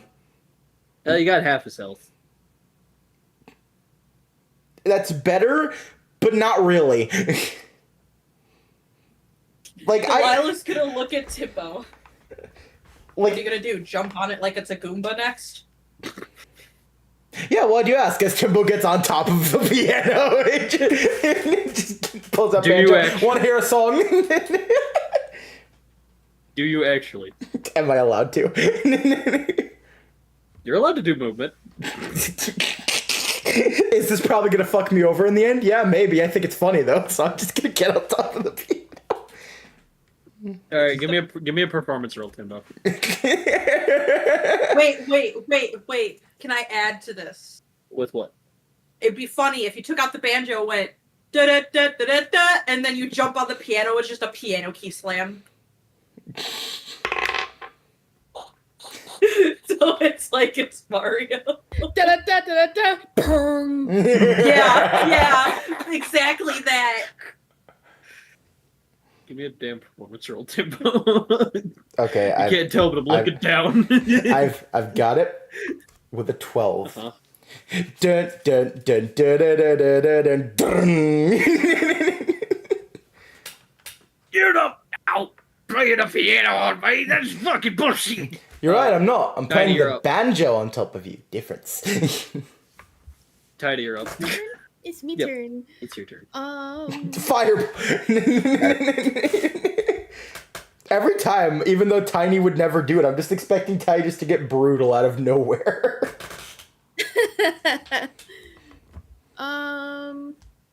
Tiny's gonna get one taste of blood, and that's gonna be it for everyone. It's gonna be the stereotype of if you feed a certain animal flesh, it'll never go back to anything else. Bloodshot eyes and everything. What happened to the cat boy? Not catnip. They learned that the hard way. Okay, so God, D&D rules are so funny. Because there are non-lethal attacks you can do, but they cannot be spells. All your spells are lethal attacks if they're attack spells. Which is As a really- homebrew person, I say fuck you. If you say non-lethal, it's non-lethal. Okay, would I be willing to try to Eldritch Blast just near the guy?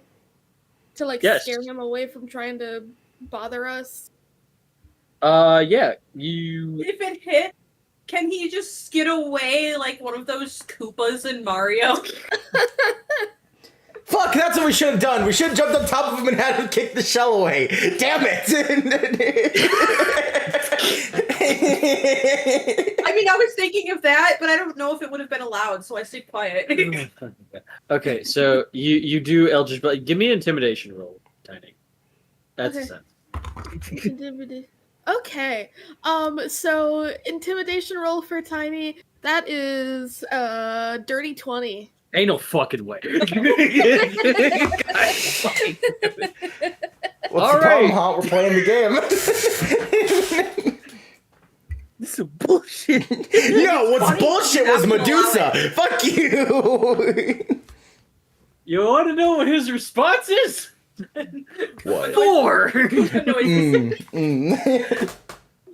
Okay. Can it How- be the Koopa noise when you hit a shell? The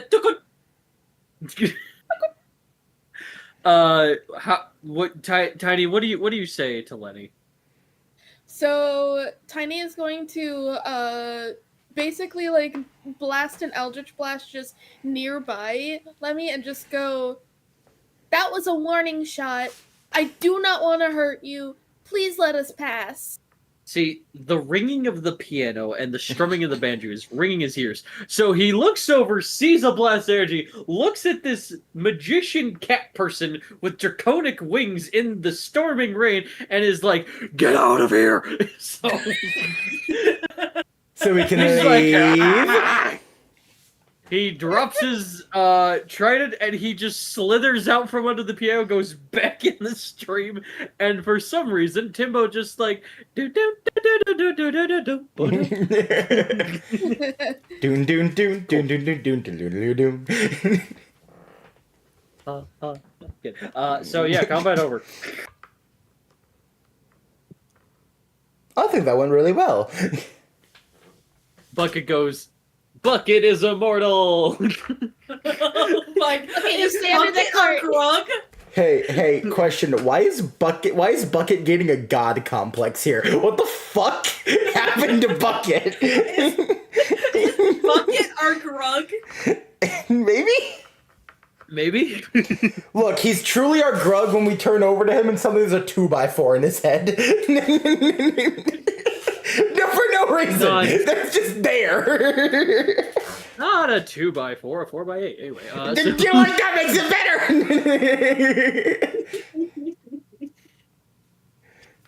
cool. Fuck. All right. So now there is the accompany of. Oh, sorry, Claude. You said something as well. Huh? I think you said something about the cart. Oh, I was just saying, Bucky, you stay under that cart. I am immortal, and then the rain just drips on him, and he's just fine because Jason. Oh, So- Nothing can hurt me. So, Oh, so did we earn experience for that guy? You earned very little.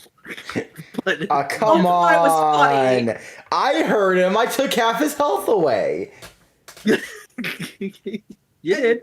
And I was funny, and so was Timbo. Y'all were hilarious, but we press on.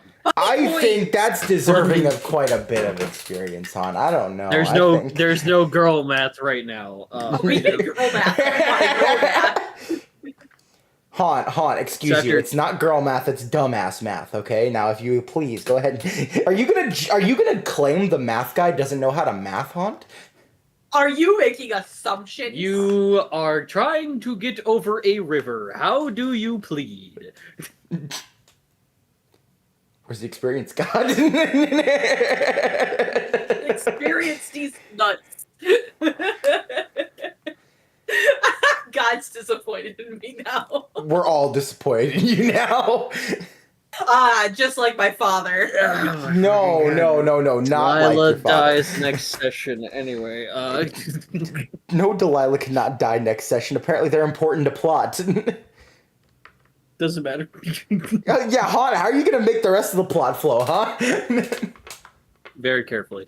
Okay, speaking of flow, how are you getting past the river? I kick God into the river and then we cross him.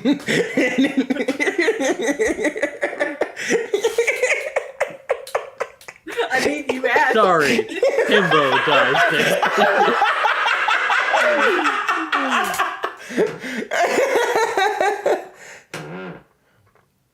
I don't know, it makes sound logic to me.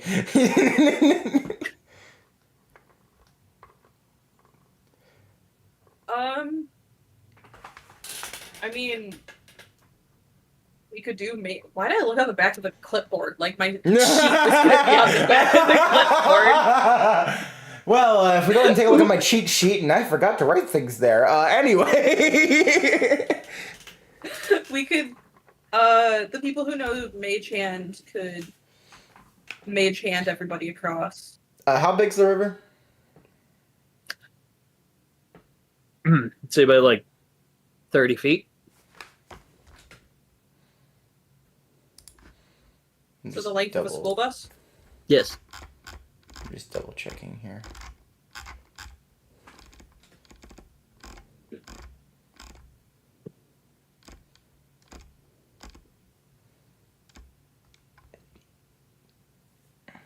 Because I'm willing to Mage Hand at least a good portion of the party across.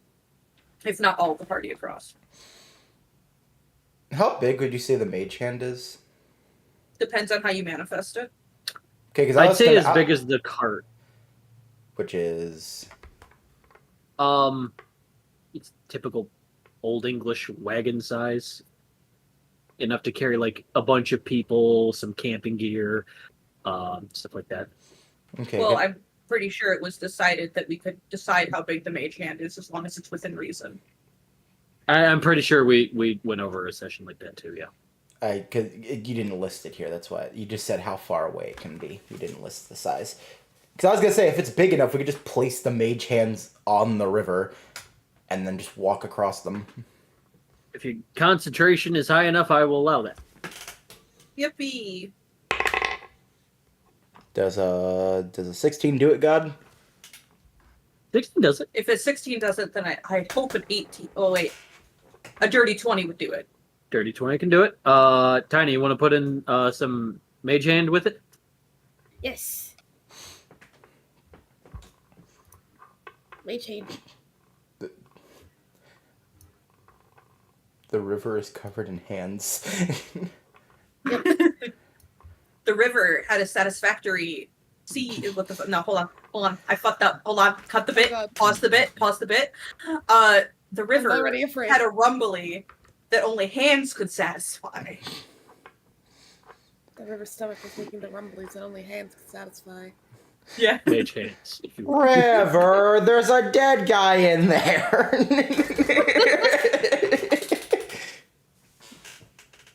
Hey, how you doing?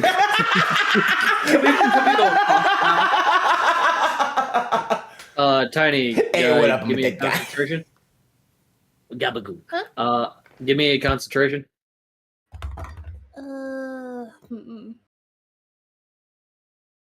Uh-oh. Concentration is just a flat roll, right? Yeah. Or, okay. It revolves around your con. Icon. Cool. Is it nighttime? It's about to be nighttime. Hey guys, can we Doesn't wait like matter. 10 minutes? No, One moon is no. about to be in the sky, so I'll allow it. It's not gonna matter. Unfortunately.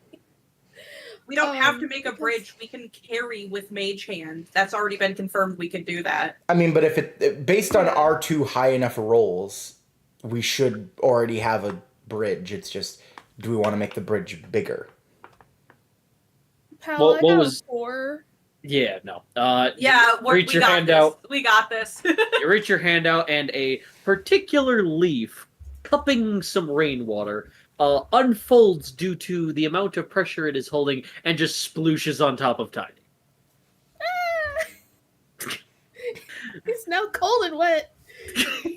From hot to cold. This is some bullshit. Yeah, man, this poor little dude. Anyway, so Timbo and Delilah, you just like nod together, just wave your hands, and you guys cast your mage hand. How, for a visual representation, do you guys want to do this? Do you just want to like carry it across a bridge, as you guys were I think debating if about? I take half the group and Timbo takes half the group in the cart. I mean, I was still fine with that bridge idea though, because our hand should definitely be big enough to do it, and we all just cross. Yeah, you're right. You're right.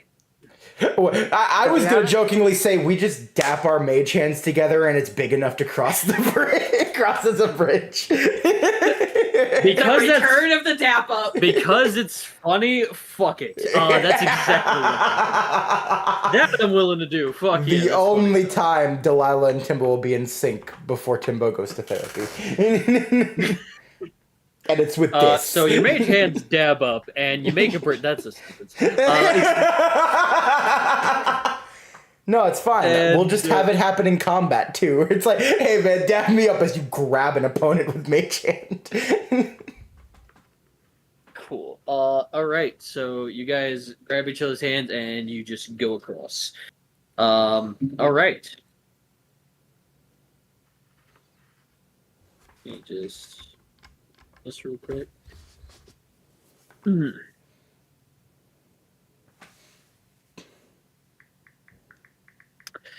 Upon the left of you guys of this yellow encounter, I know you guys are already gonna do the joke, because I know you fuckers, all of you. Go on. To the left of you guys, about like I'd say 10-ish, maybe like 7 feet away, there's a Leo Pleurodon. It's magical Leo Pleurodon. Oh my god. Isn't this something I told you to add? Yeah. The high sleepy haze. It's the Leopleurodon. Guys, I need you to know. I remember Haunt looking at me really frustrated while I was high as balls and tired as fuck, and went, "Man, I don't know what else I could add to the water realm. Do you have any ideas that I could maybe bounce off of?" And I looked at him with goldfish eyes, and I said, "It's a Leopleurodon, Charlie. A magical Leopleurodon." And he actually wrote it the fuck down. It's not Right. attacking you or anything, because again, it's a yellow encounter, but you just notice how glittery their skin is. Also, I work quick.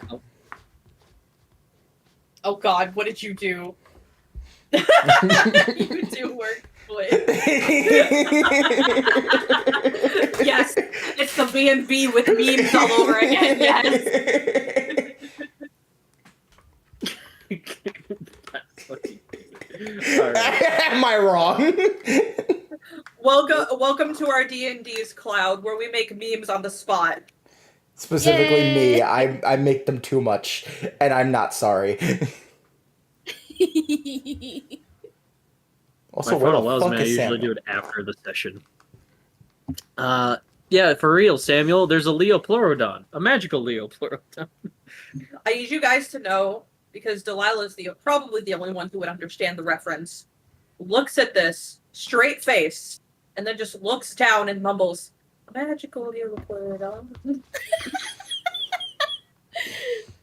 Delilah. See, on one hand, it would make sense that Delilah would be the only one to get that. On the other hand, I feel like of all the stupid things Ladon has shown people from his time in another film, he would have shown this off too. Just like, no, y'all Plot gotta watch Plot this. twist. Plot twist, Delilah's the one that showed Ladon. I feel like Ladon would show this to the people like, guys, this is the funniest shit. Y'all need to watch this. Two things can be right. Anyway, so you guys cross the Mage Hand Dab Up Bridge. And as you guys make it across and seeing a beautiful Leopleurodon, the Mage Hands wisp away from their arcane power. And you guys venture forward. Tiny, you kind of take your head, kind of wring it out full of water, and get back on your head. As you guys make it across the fields, you guys make your way to what from a far distance looks like Rawborm City. The city that always rains. Always. It is metallic in nature and generally looks like the village hidden in the rain from Naruto. Upon this, you guys are very close to being there. However, oh dear. You guys landed on a black encounter. I swear to fuck God. No, this could actually end up fine. Totally.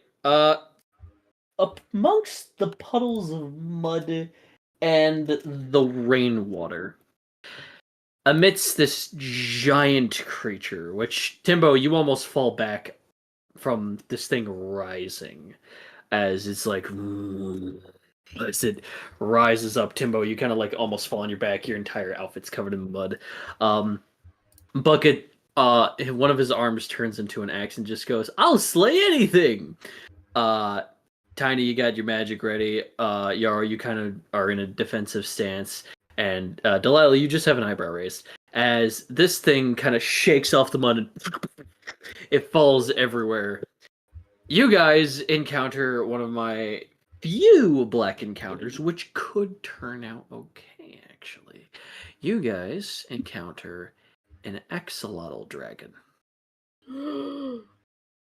It is slimy. It is It's part of the guild now. mix of pink and green. I was about to say, and we're about to it's- befriend this motherfucker. Its dumb face Yeah. just looks down at all of you. What do? First thing that's gonna happen is Delilah's gonna tap into her father and go, "Dad, can I keep it?" Okay, I need to know the answer. Please. Father, wake up! Like, for once, we actually see Delilah's face change, only because that's how serious this is. Why? Can I keep it? Why? I want to keep it. It's just an axolotl. I want to keep it. Do what you want. Please, Dad. I don't care. Please, Dad. Please. Answer me, Father! He just tunes out. Okay, I'm saying this. I'm saying this as a player. I didn't hear a no. I did not hear a no. There was. Delilah's I gonna rub mean, her I- hands together and say that I didn't hear a no. All right, Claude, what were you gonna say? I need it to be known that the moment that this axolotl dragon reveals itself, Tiny's eyes get so big you could confuse him for a fish. He's a catfish. He's a He catfish. just does the like zoomed down psychopath fucking anime look, just the bulging fucking anime eyes. Hold But, on, like, hold on. in- Continue. I have a meme for it somewhere. I was gonna say, but instead of it being like that moment when the anime character is about to lose their goddamn mind in like a negative way, this is, oh my god, this thing has to be my friend or I'm going to kill everybody in this area.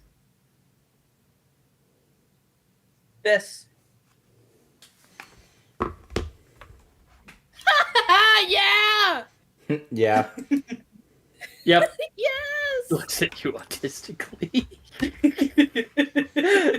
I've been sent that multiple times. Okay. So this axolotl dragon looks down and is speaking Blebshalem. Who speaks that? Yarrow. Yo. Probably Yara. Yeah, I speak it. So all of you hear just bloop, bloop, bloop, bloop, bloop, bloop, bloop, bloop, bloop, just like soap bubble noises and splooshes. Yarrow, you hear, "Oh, dares enter my domain. I am the legendary axolotl dragon." You're my friend now. All right. Do you have a name to go with your title? Well, no, I don't. His name is Bubbles. But I don't need the name. I'm powerful enough. I need you to know, with a straight, serious-looking face, drenched Delilah, makeup slightly running, points, looks at Tiny, still serious face, and goes, "His name is Bubbles." And Tiny That's- just looks at Delilah autistically. Okay. I need this question answered. Uh-huh. Does the dragon understand them? Oh, it understands them. It just speaks Blebshalem. If it wasn't for the fact that So- Timbo's meant to be a shit performer, I'd be like, fuck it, song time. He's gonna become my friend one way or another. Oh, okay. From the looks of those two, there's no convincing them otherwise. They want to call you Bubbles. He looks at Tiny. Why? He asked why. Tiny looks up at the axolotl dragon and goes, "Because you sound like Bubbles." What the cat boy said. Again, still serious face, Delilah. What the cat boy said. Okay. Well, you heard them. I need Tiny and Delilah to roll me a persuasion roll. Fuck yeah. Your two numbers will get why, added. why did I What? almost say, y'all want bardic inspiration with that? Fuck you, God. Dirty 20. And I got a 13. With a dirty 33. That should be enough. The axolotl dragon goes, is it a powerful name? Yeah, we'll The go with most that. powerful. The most powerful. It is like a symbol of power to be named Bubbles. I'll tell you this: they'll fear you, or they'll underestimate you. Okay. One of the two. Either way, you win.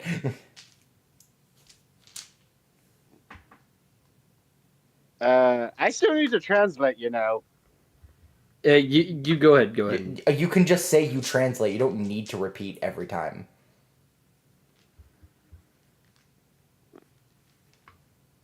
I know, but this is mainly what I'm here for, to translate. So I feel like I need to speak. Go ahead. All right. He asked if it's a powerful name. So give your reasoning. If you're named Bubbles, that means people will always underestimate you, in return making them easy targets. Because they'll expect nothing of you when in reality you're one of the most powerful beings of this realm. You make a good point. Also, do you want a job in a guild? What does it get? Oh, well, let us tell you. Embo, get the banjo! Tiny Like he what flies, Don- and there's like- Yoro he roars. There's Delilah, she Yeah. does paperwork, and Jimbo is a boy. I'd say, Chuckle's like, well, don't force me to learn this, and I'm going to use it as I just start singing. The Legend of Us.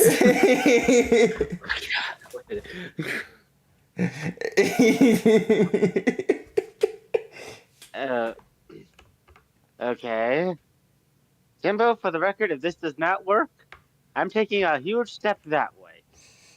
Oh, it'll work. Trust, buddy.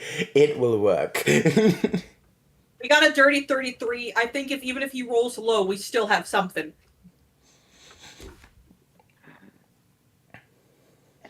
Timbo. Okay, well, Yes. yes, but you also have to remember, two of you aren't exactly good at performing, necessarily.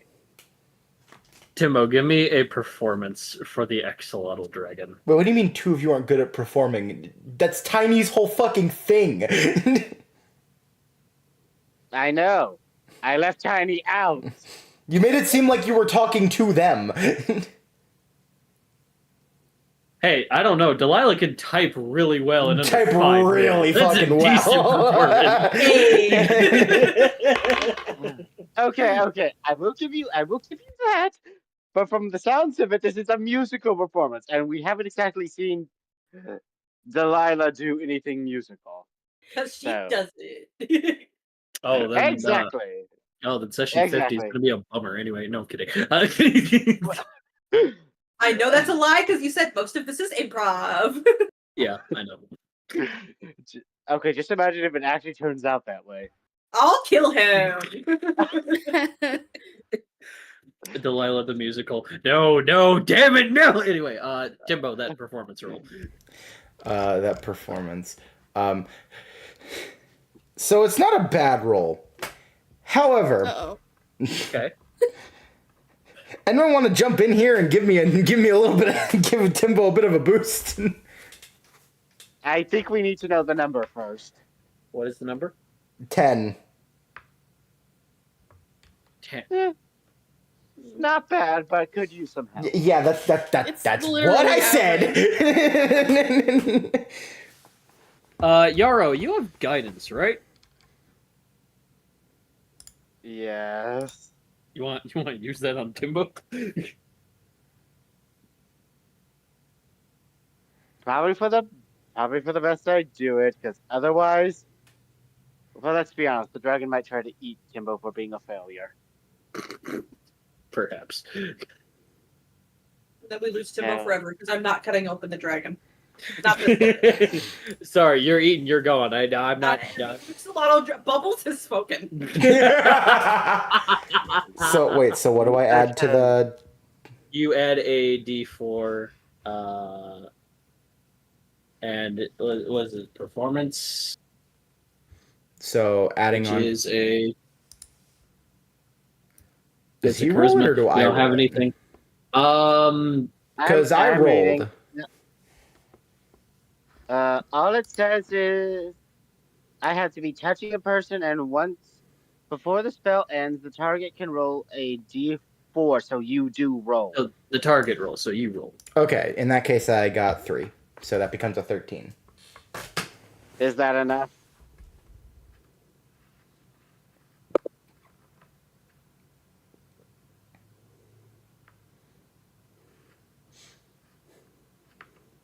Timbo, what song do you play?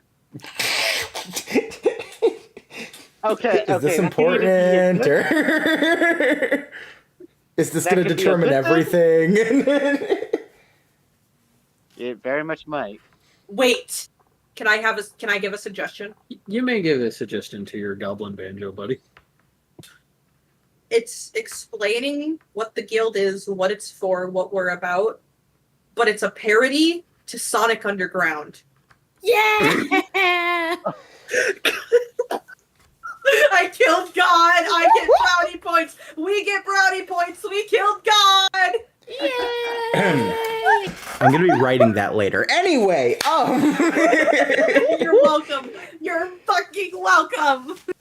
you know, honestly, Han, if you didn't know what to do for the intro of Ki-Dierria. I think we should have just waited a few episodes. Now we got it. I mean, I will say, if you do actually write that, that should absolutely be the way that we ask other people as we go to the next round. You want to join a guild? What's a guild? Fucking Timbo just sitting back, having done this for the 13th time. Fucking fine. As he pulls out the instruments.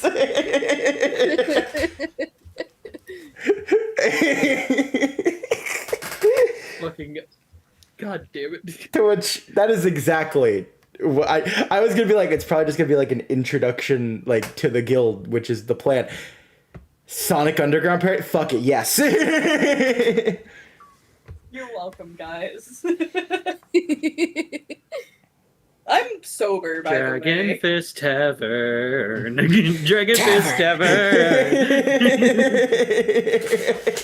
Luna and Paddington, like, side by side, do the tavern. It's just like They start doing the punk dance from Adventure Time. Oh my god! Oh my god! And Tiny's doing the pyrotechnics. Again, this is a 4-person performance here. Bucket hands you an auto-tune mic. You gotta give us something for the creativity, guys. I mean, come on, God. Bubbles looks down and just wags their tail. And goes, I very much loved that. That is amazing. I don't know what it is, but I love it. I will join, of course. What do you mean? Where are you guys off to? Just quietly, like, what do you mean you don't understand? The lyrics was the instructions. Remember, he's a dragon And an who excellent. was living. Not smart. Yeah. All right, so guys, he said he doesn't understand the song, but he still wants to join. Yeah, good enough. Delilah just looks at Tiny, still serious face, does it. Yes. Hugging leg, you're my friend now. See, I was trying to debate who exactly, if I were to edit these episodes down, would be the thumbnail. I found who's the thumbnail. Never mind. Oh man, who's the thumb? Man, these episodes are getting hard to decide. Got it. How's Bobber gonna feel about that? Now we not only recruited a literal tiger. Man, I hope they don't get crazier. I mean, the tiger was already a bit ridiculous. What the fuck? Just slithers like side to side in the air, just like, oh, like, damn it.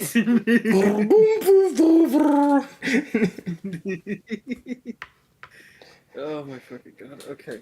Oh yeah. I knew Radon forcing me to memorize all that would be perfect for one day. Also, he's wondering where we're heading. Says where we're heading because I don't remember. Rawborn City. Yeah, that. That's it. OVD. They kind of just like. They kind of shrink their head like it's squished and pressed and just move their eyes back a little and go, oh, there. Okay. And just unscrunch their head and just hop on. So is this basically our pet now? I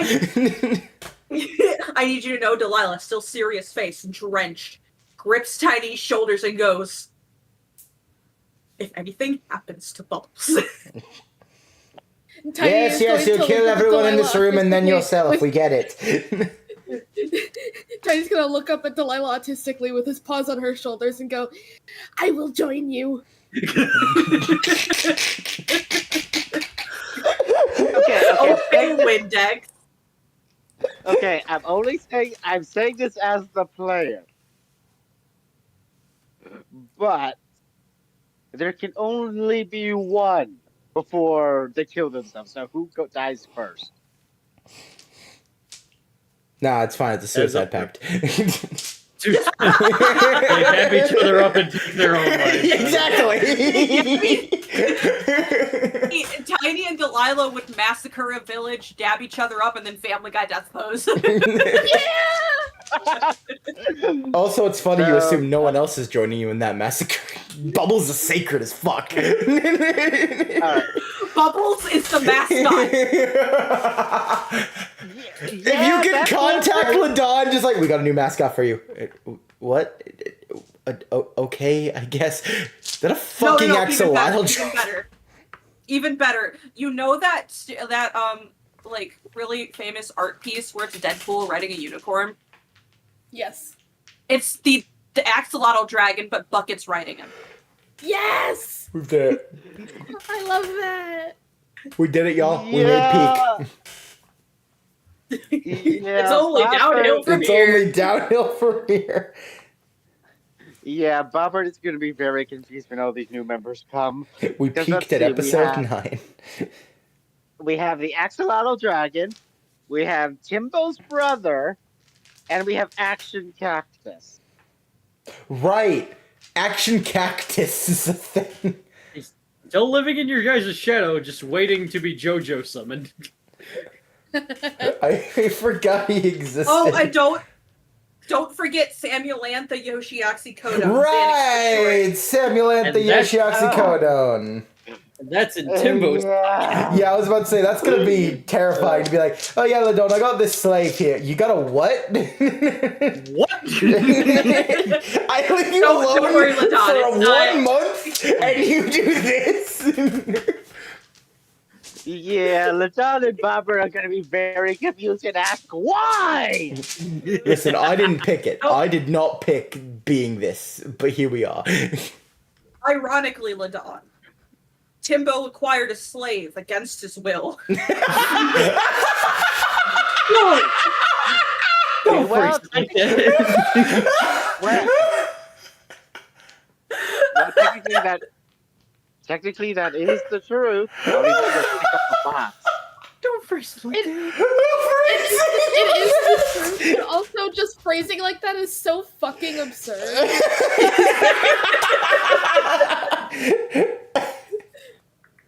I need you to know throughout this entire journey, Delilah, despite knowing he's probably not getting them yet, has been giving out of context texts to Ladon. That was one of them. God. I love that. Okay. Tempo acquired a slave without one.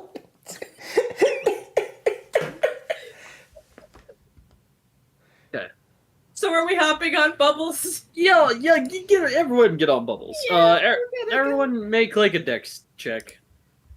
How well you get on the slimy dragon. 7. Delilah, you fall off of me. I'm wet. You also fall off immediately. In sync. Family Guy death pose even because it's funny. 14. glad. How does Tempo succeed?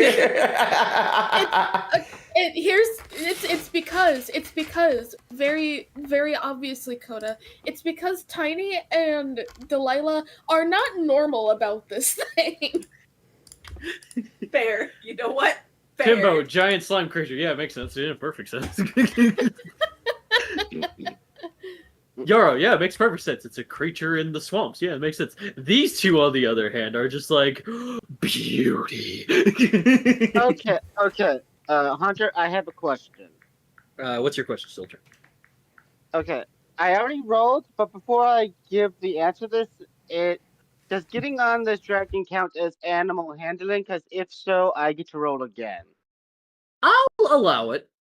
I'll allow it as animal handling. You're getting on a trusted dragon you are familiar with. Just sure. The in sync fall as Timbo just climbs on normally. Widows. All right, then that would be a 17. Okay. Out of curiosity, what was your dex roll previously? Oh, this My is Dex? would have been. Yeah. And that's my 16 total. dex would have been. My dex would have been 10. So Okay. I think I'd be fine. I was just asking because. Okay. Yeah. So here's what happens. Timbo, you climb on this thing easily. Listen, you're a goblin who's used to a slimy environment, so you know exactly where to grab, where to not to get on top of a slimy, creature. And you do so with ease. As you look down and you see Delilah and Tiny just fall in sync, and you just like shake your head, just like, first time.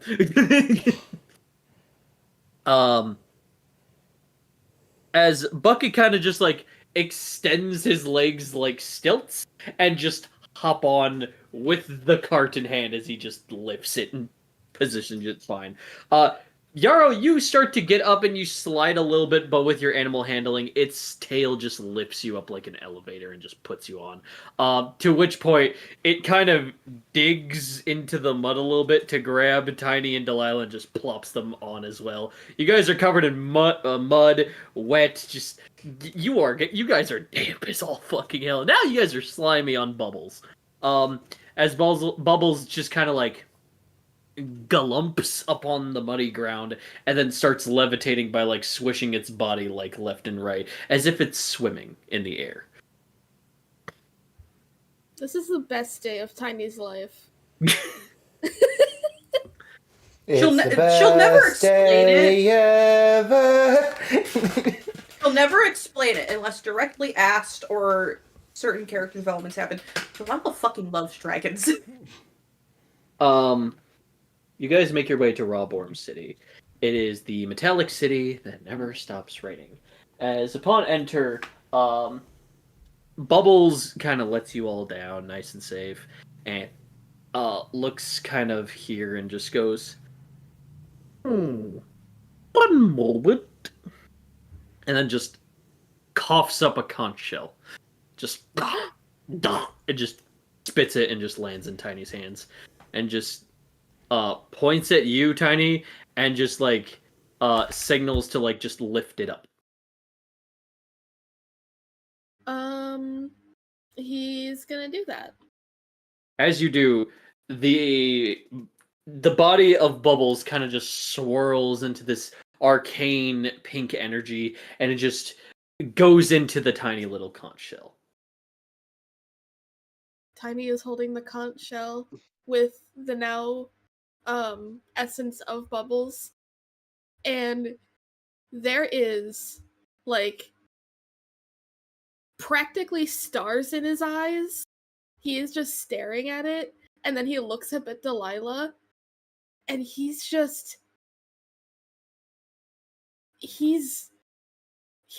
looks like he's done, like he looks like he's found out the meaning of life.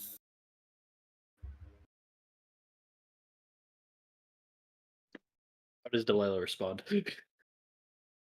just pats Tiny on the head and then pats the conch shell. Okay. Oh, You you guys guys- go ahead to the bathroom, and then I'm gonna probably grab something to eat. Okay. You guys make your way through this town and city. And you guys hear rustling upon the top of the buildings. And you see this creature which I can define as like a anthropomorphic feline otter person, but they are made of water as their skin is, their clothes are, but their eyes are like yellow and they're wearing like a hood kind of. There's like 6 of them. They're kind of wrestling on top, and one of them hops down and kind of looks at all 3 of you. And who here speaks Beastive? I do. I know Yarrow. Oh yeah, Tiny. Yarrow speaks Flemshalem and Tiny speaks Beast. I also speak. I think I also speak Beastive, but Right, is now fair. but now it's Tiny's turn to translate. Yeah, and all I got is Common and fucking Elven. Like that's gonna help at all anytime soon. Yeah, wait till the life round. Maybe you'll be able to do it. As this guy kind of approaches you guys, he's like in between, like on his 2s and like on all 4s, kind of like moving, almost slithering to you guys. He's just kind of sniffing around you guys and just goes, So, you outsiders come to Reborn City. What exactly are you doing here in the city that always rains?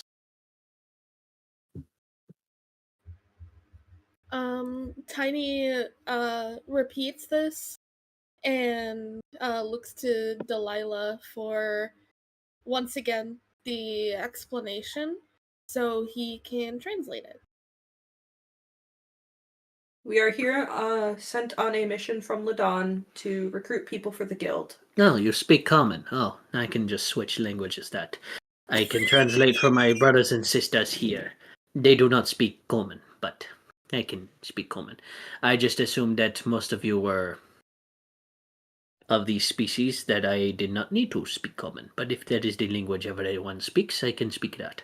Yes, we all speak Common. Very good. and he translates back to his brothers and sisters up on the rooftops. The rain seems to slightly increase now, to which you can see as the rain does fall, it kind of like, much like rain does on water or puddles, rivers, streams, it kind of all over their skin. It At kind this of point, Delilah's just gonna take her hair down, undoes the ponytail, just fuck it. fair.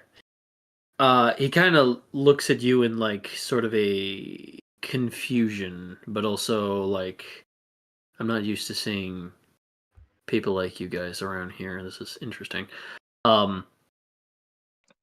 He asks, So, you guys travelers looking for something in particular? We're looking for recruits for the guild, if we can find any. If not, we're just trying to make our way to speak to Neptar. Guild? You're looking at the guild.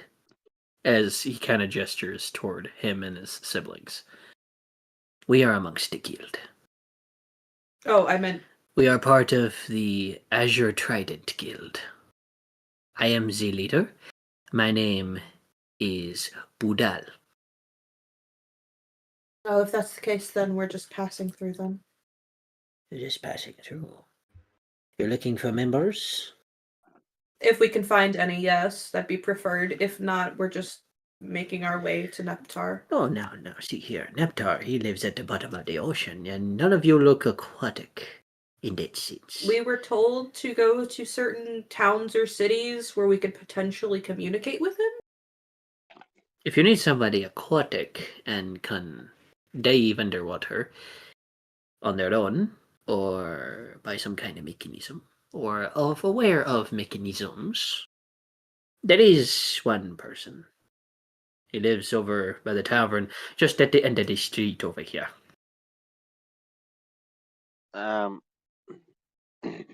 I can actually hold my breath for a very long time, so I might be able to get down there. Oh, that's one person. But what about the rest of you? And your robot friend back here? He's okay for as long as we're in this realm. Somebody did a little spell so he wouldn't be affected by water at all. Kind of like looks at all of you in a weird way. How much is he? What? How much What? is your waterproof Waterforge person? Not for sale? He's not even ours. He's very rare though, and sea forges are only made under the water, which we waters could use a little bit of cash to feed our family. No, so you could take him off your hands if. He's not even ours. He's our friend Bobbert's. And the answer would still be no. Very well. Yeah, regardless. If you need an individual to help you on your quest, it's the best place to start. But you gotta be careful around here. Some individuals, not of guild, could snatch your purses and pockets and pocketbooks. Pirates do live amongst the sea as well as the land here in the water realm. I do believe that one there had a couple of coins stolen in some of their performances when they were but a kitten. That's right, I recognize you. You performed at the front of the city. Your magic tricks were interesting. Well, I'm glad you were there to watch. No, I personally wasn't, but a very smaller, about the same size of you, tiny, kind of water hops down. My little sister, Drip Drop, was there. Oh, I remember you. Hi, Drip Drop. It's been some time. Hello, Mr. Tiny. It's very nice to see you again. It's always good to see those who have enjoyed my shows. How have you been doing? It just makes otter noises and kind of glee from the rain. I gotta stay in character. Fuck you, God. Sorry. But this must not be in the rain too often. As much as we enjoy it, there are other things out here. I know. If that is all that is needed, let's make your way. May you meet again in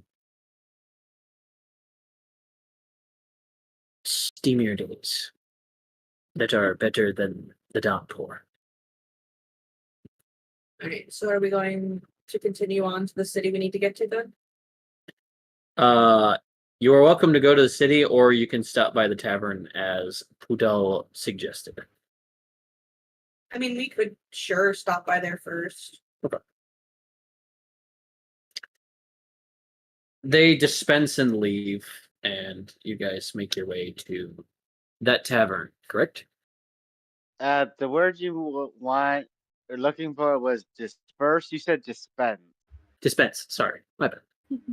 They leave. Alright,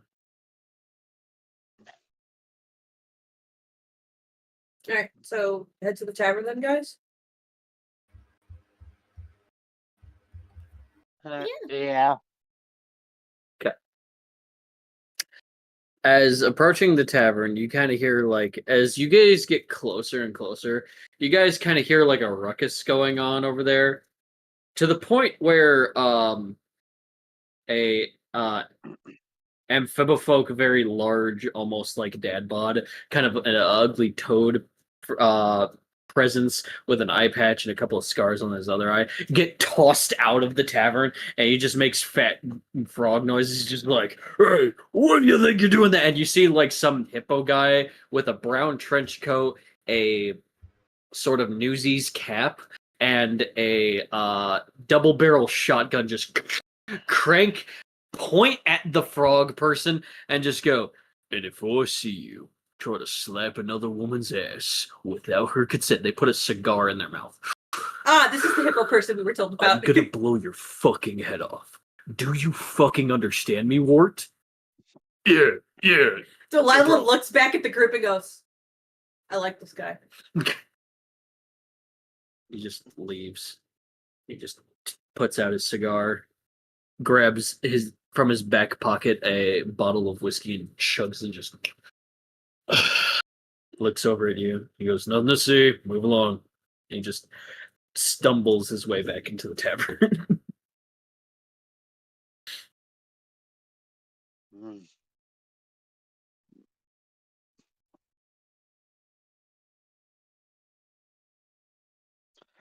I'm assuming we're going inside the tavern, so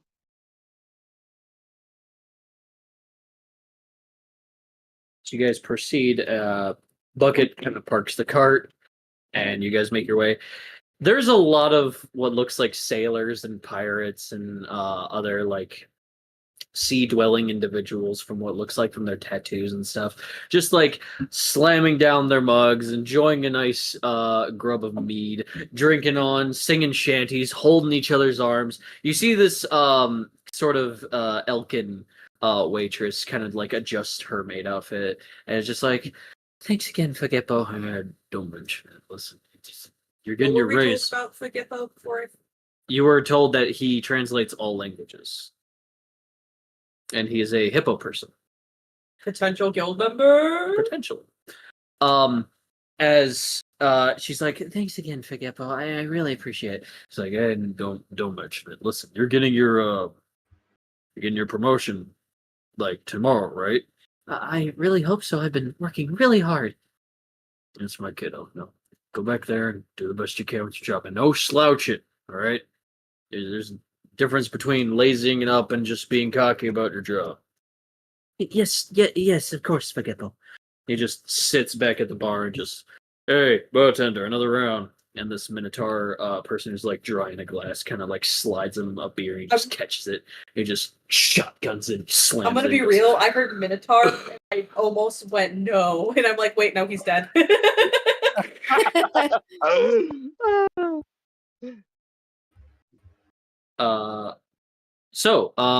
What do everyone?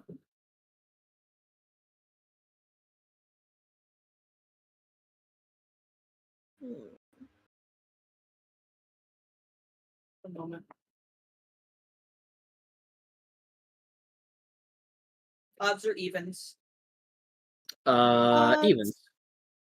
Oh, Yarrow, you're deciding vote. let's go odd. Okay. Yay!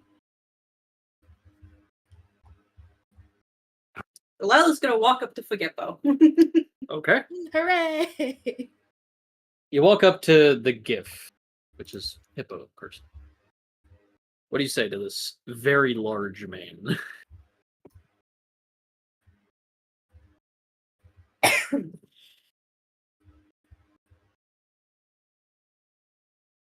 I look at him. Hmm. Obviously still very sopping wet. Yep.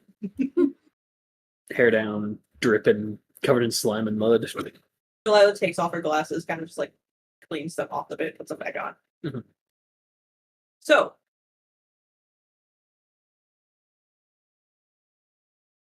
I was told a bit about you. Who was asking? I'm not asking, it was a statement. People talk. You want to join a guild?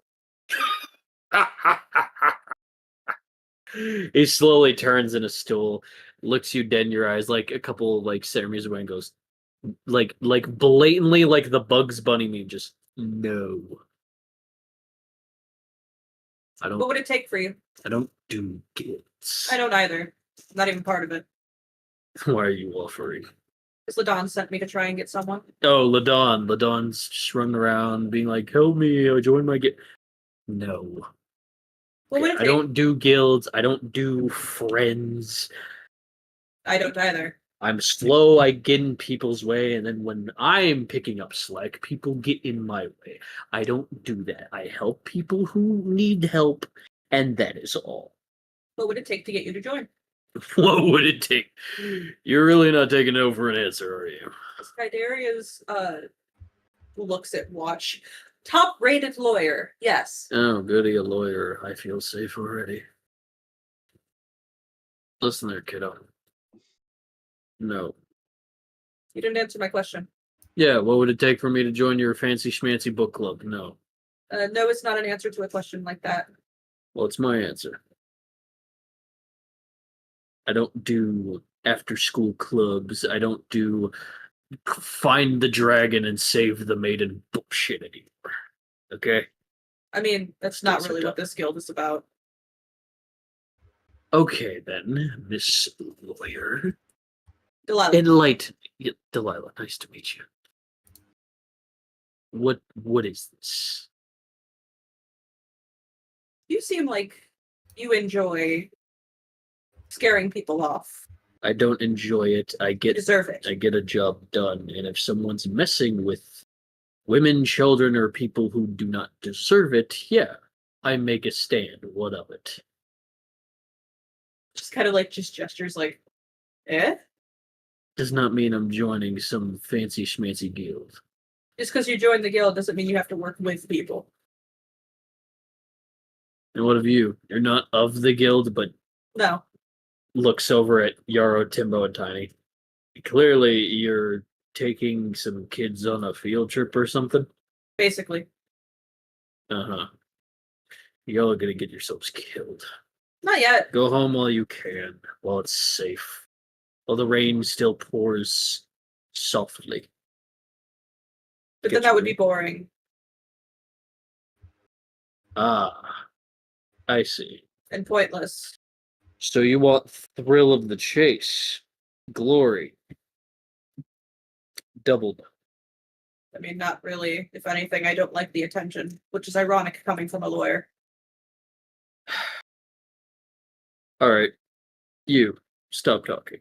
I like you, but your reasons are dumb. You, yellow one, come here. That Gestures would his be big, me. yep. He gestures his big, meaty finger toward. Is it like a come here? I'm back. I Welcome back. walk up. Yeah. The group had to catch David up to speed. They have met the Waters, which are like an otter feline, watery creature person, and they have been introduced to Pudal, who has led you guys to the tavern across the street, where the gift person that Jason mentioned is here. And you guys are currently in that tavern with a bunch of pirates and sea dogs and other individuals. And currently talking to Fagepo, which is the gift hippo person. And he's not Okay. adamant to join the guild at all. After talking to Delilah a bit, he's gesturing Yarrow to get closer. You forgot one thing. You forgot Yes. that the local guild here tried to buy buckets. Yeah, the local guild tried to buy Bucket because, ooh, waterproof warforge, that's useful. Some of us are poor. And they went, well, he's not ours, so we cannot offer them for sale. So they went, damn, okay. Even though I don't think any of us actually would give him to you, but go Yeah. for it. All right. So, Yarrow, you approach Fagepo. He looks down and goes, how old are you?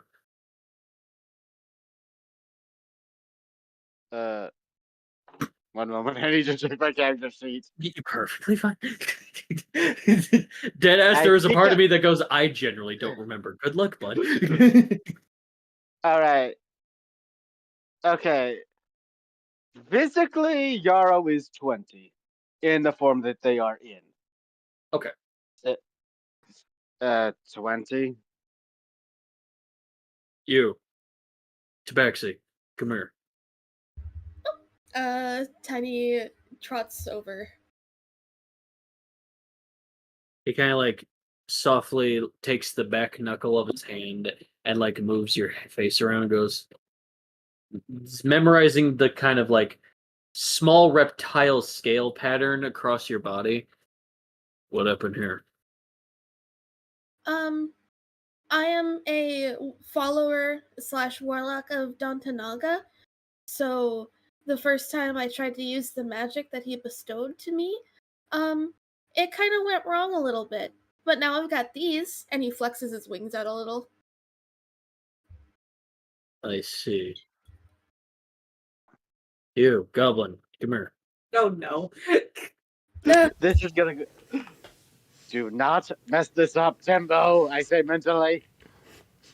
How? There's no spell I blaze was here. about to say, I can't hear you. Let's go. I know, but you can still say stuff mentally without actually talking to someone. Yes. So,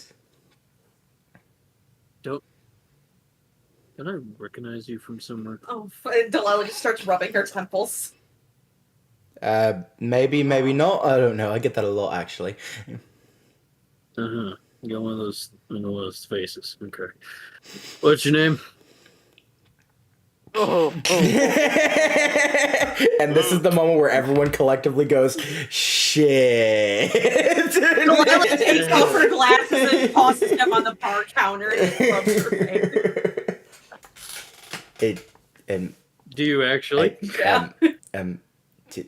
Timbo. Hold that thought. Hold it. He just puts a finger across your mouth. Hold it. Okay.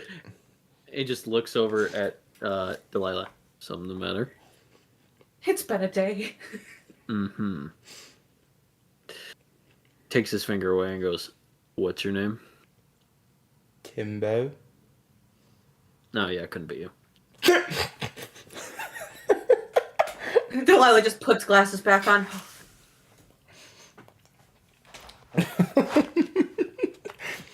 He's gonna wake up in the middle of the night and go, wait a fucking second. Squidward eye open moment. The Squidward bloodshot eyes just ching. Yeah. Forgive me. I thought you were someone named Greg. No. Okay, Timbo, how old are you? 20. Tony, I didn't ask you. How old are you? Oh, I'm somewhere between 19 and 20. I can't remember. He looks over at Delilah slowly and goes, "You taking kids on a field trip?" I'm 32, by the way. You look it. Thanks. Now, I'm going to ask you three this, and I would really appreciate an honest answer, because I feel honesty is, in most scenarios, a very good policy, especially wanting to recruit someone. Now, youngins, why are you part of the guild? I'll start from left to right. Tabaxi. Well, I decided to join the guild because Ladon came to one of my shows and said that he thought that I was entertaining. And so he gave me a spot in the guild, which gives me free room, board, I get to eat for only a small fee. And the pay is okay. It's not like super like big or anything, but where I came from, I can't say I'm local to the water realm. I'm originally from the darkness realm, but I moved to the water realm. And I wanted to join Ladon because I thought I was entertaining, and I figured if I had the backing of the Fire Realm's King's Light Realm Guild, then I could probably make a lot more people happy while I go around doing my thing. Goblin, what about you? I can hear that. Anyway. I'm sorry. That wasn't even Delilah. That was some pirate in the back. Yeah, no, it's still Timid is like, I can fucking hear that. No, it was Gimbo. It was Gimbo. It was Gimbo. I can hear you. Well, how do I put this in the best way I can? The honest way, preferably. Okay, yes. Obviously. Yeah, kind of a mix of interest and desperation. On one hand, wanted to join in general. I felt like it would be good for me. On the other hand, life kicks you down in a lot of ways, so this was one of my best ways of keeping myself going.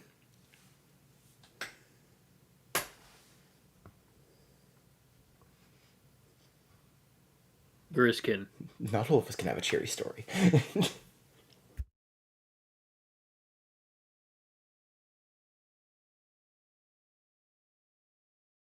Good. Good. I will say, while he's asking all the group, Delilah has been typing on her typewriter something out. Okay. And specifically Elven. Because she's the only one here who speaks Elven besides Fagippo. Out of Okay, curiosity, does anyone else speak Elven? Oh. No. No. Tiny, do you speak Elven? Nope, just common beast of Incur. Okay, so yeah, you're the only one, along with Fagepa, who speak Elven. Okay. So, he looks at you, Yara, and goes, "Alright, why are you part of this guild?"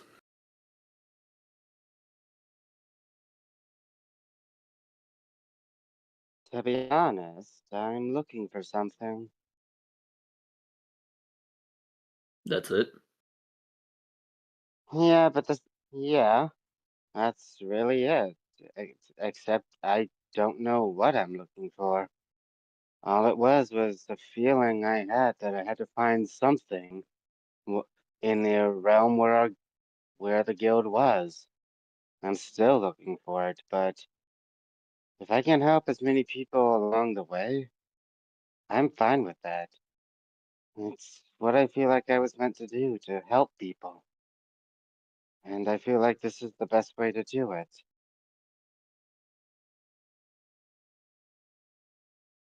So you three youngins are doing it so you can aid in any way you can. Find something you have no idea what you're looking for. Survival and the spreading word of your entertainment.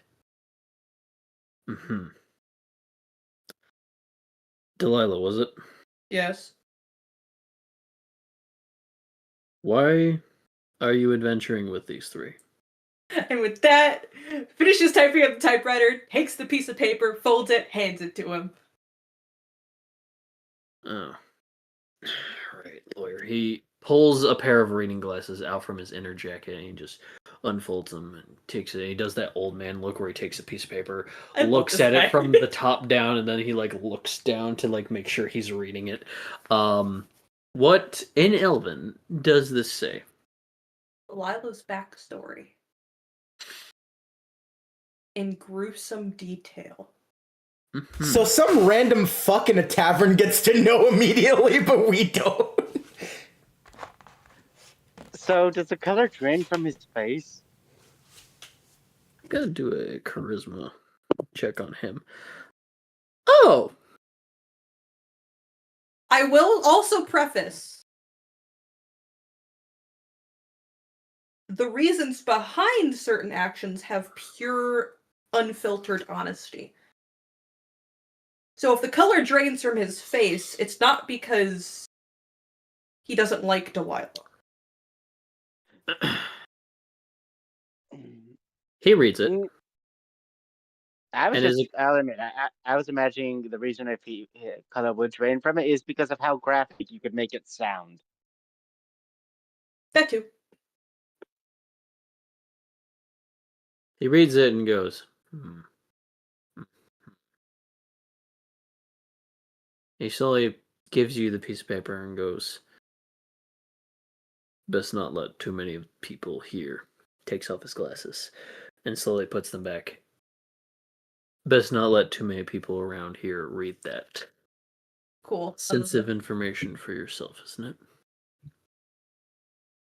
Trying to see if I could just like incinerate it with anything I have. He grabs a lighter. Ah, thank you. And just lights it on fire.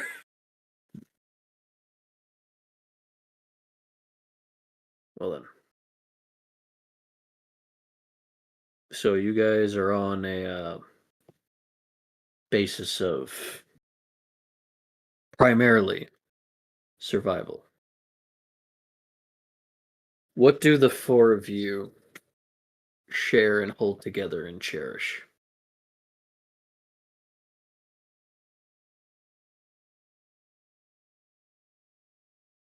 You guys can discuss. Eyes IRL people on what to tell this guy. I feel I'm- Timbo's not allowed to be a part of this conversation because he doesn't even know how he feels about things right now. So, he cherishes his existence. That's kind of it currently. And Ladon's kindness. And Tiny cherishes everyone. The two sides of the same damn coin.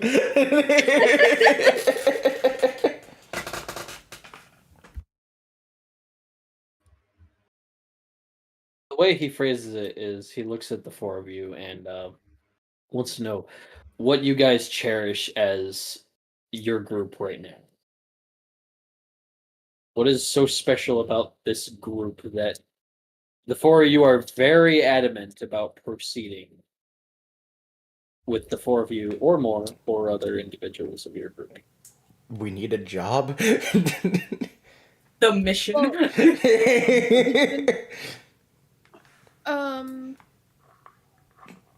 I mean, specifically for Tiny, he, I don't know, he owes it to Ladon to at least try to keep the thing that he's worked so hard for and built for so long afloat.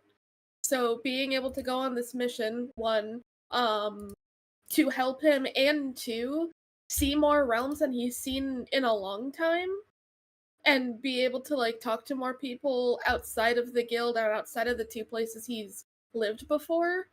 Those two things specifically are what drive him and what make him want to stay on this mission and want to do what he's doing. Whether that's the case for the other two or anything like that, that's up to them. But that's Tiny's reason.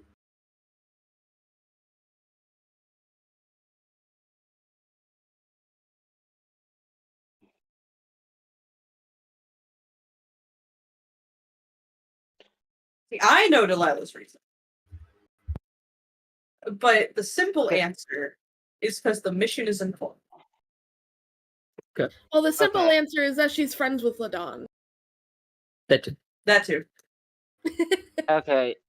Okay. I just want to. There is something I want to say as Jaro, but I need clarification on something first. Okay.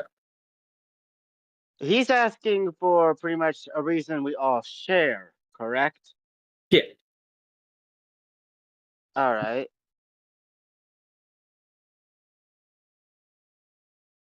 If you're asking for the reason why all of us are even working together,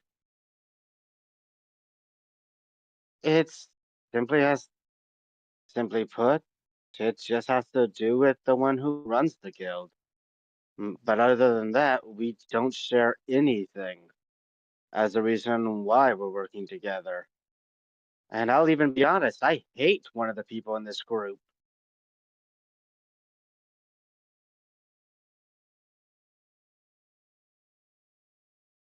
While Delilah's still burning the paper, not looking at anybody or anything, just looking at the paper burn. The moment Yarrow says, I hate one of the people in this group, she slightly smirks. Okay.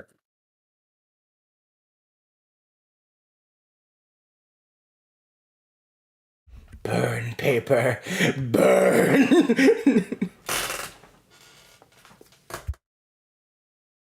So you're in it because you have to. No, that's not what I said. We our reasons are tied to the one who runs the guild.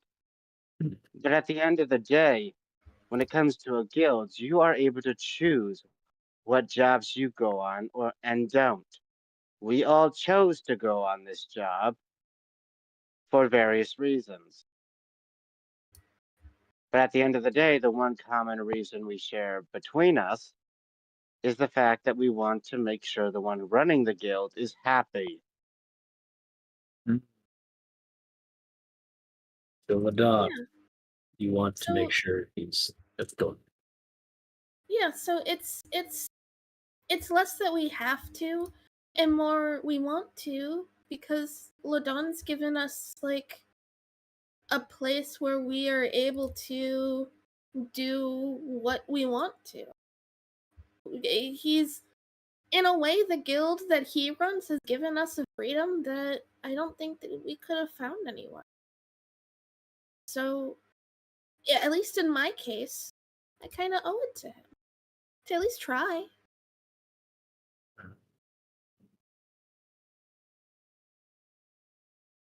So now I will ask you all this. Out of all these sea dogs here, he pulls out like a fork from his table.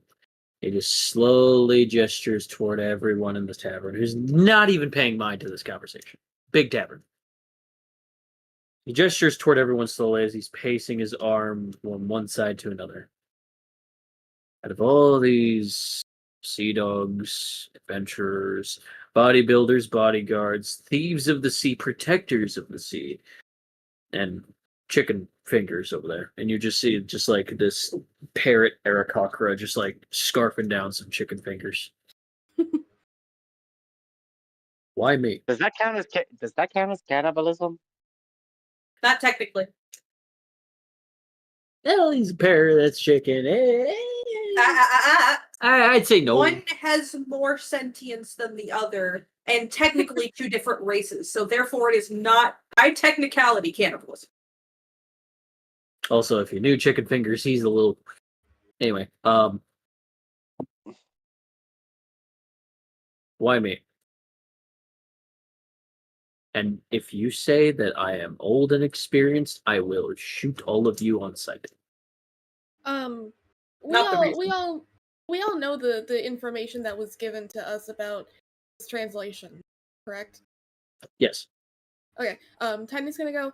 Well, it's because we heard you can translate pretty much every language, and that kind of bridge between languages can be useful.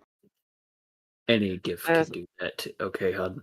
Any gift can There's do that. also, there's also what we witnessed before we entered the bar. Oh, that was just some Bildrat prick who was smacking a waitress's ass who works really hard in this restaurant. I don't tolerate sexist behavior like that. Especially a small place here. You'd be surprised how rare that is in a lot of places, unfortunately. So that's something that a lot of people would value, I think. Stares into the foreground. Stares into the camera like The Office. Looks at the camera autistically. What are you guys doing? Stop that. No, just join us. Just join us. It makes total sense. I promise. Just join us. Yes, but from what you yourself said that we witnessed, you said it was because she didn't give consent. Meaning it wasn't just about sexism, you were also doing it to protect her. Meaning that you do have a good heart. When you grew up like I did, points to Delilah, and like she did, you feel bad that there's more stories like that around the world. So yeah. Delilah gives out of the corner of her eye this guy a death stare.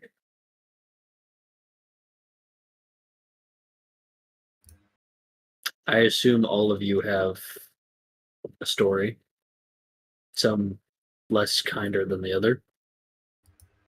I know a lot of these individuals here have come from either privileged backgrounds the gutter, somewhere in between. Some people have a background where they don't feel like it's the worst thing in the world, and they just get by like, oh, well, at least I'm not that person.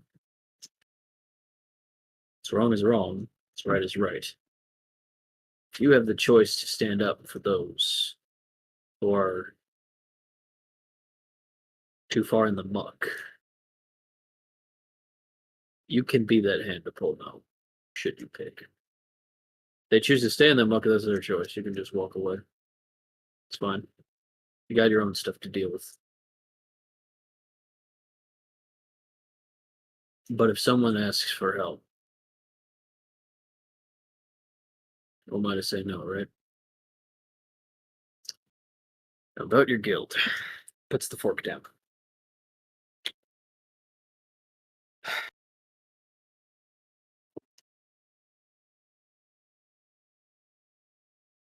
Someone's got to show you kids the ropes.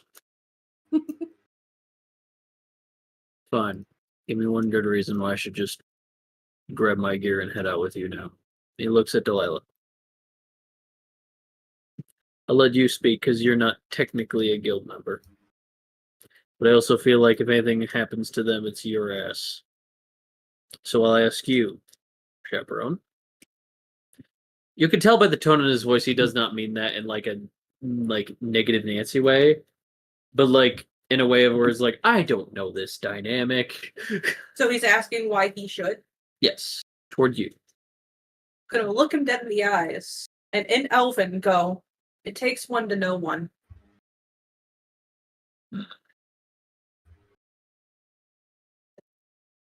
Make a persuasion.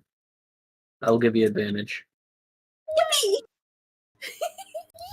You're explaining this damn backstory, Coda. You're explaining this Not fucking yet. backstory. Not yet! I'm Wait, mad it at has- Haunter because he wasn't supposed to insinuate anything about that part of Delilah's backstory for a while. I'm only giving that small, tiny hint. That is all. You ain't Thank God getting, for advantage! you ain't getting shit for a minute. What is it? Yippee! It was either a 2 or a nat 20! Yeah, we'll give you the 2.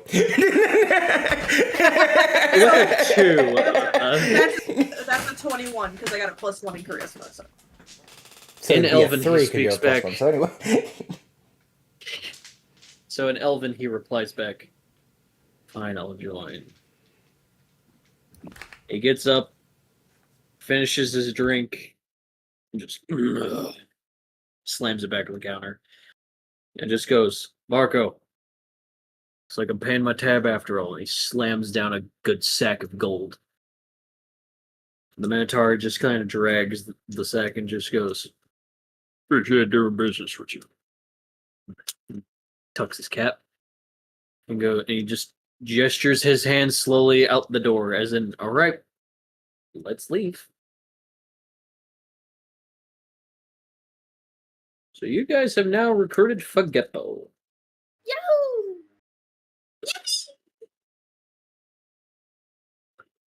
All right. He just takes his, rubs his arm against his nostrils and adjusts his coat, adjusts his gun strapped to his back, grabs his luggage from inside the corridor of the tavern. He just like, Milady's one of the pirates. Don't call it that. That's forever tainted. I don't know what else to call it. Tipsy's hat. Tip's hat. There you go. Tip's hat. I was half listening. What did you initially say? I said Milady. Ladies. I don't know. Back in my day, fedoras weren't that bad. They just were quiet around the autistic guy who wore it, alright? You're projecting again, God. Sorry, Stop trauma dumping. I'll move you to traumatization center. That's not in this channel. Anyway, yeah, I'll move you to the other channel. Fuck you. put baby in corner. I'm god of this world. I can move you wherever I want. Timbo definitely does. I own the server now, bitch. Alright, Where are we going? Next city over, I believe. What's there? Well, we already got one recruit for the guild, so technically our job's done for this realm, but we still have to speak to Nektar. Neptar. Ah, yes. King of this realm. Um, We have 2 members, remember? Oh, right, Bubbles. who's Bubbles? I'm glad you asked. Tiny with a little pulls out the conch shell and holds it up. A tiny little slime dragon head like hops out like, good morning. Just peeks their tiny little head out, just bubbles and just speaks Blebshalem back, just like, hello, small creature. Wait, weren't you in my garden this morning? He goes, I have a name now. It is Bubbles. Just, Fuck yeah, I see. Bubbles. You guys recruited an axolotl dragon? We've Yeah. also recruited a literal tiger before. I'm not going to question anything. Okay. Good, we don't have an answer. We could try to explain. We really I could.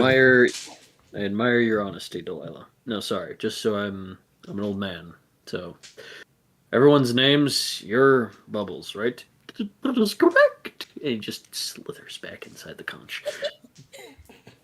Delilah, Catboy. That's Tiny. I know their Which- size. What's their? That's his Oh, name. it's their. Oh, what's your name? Got it.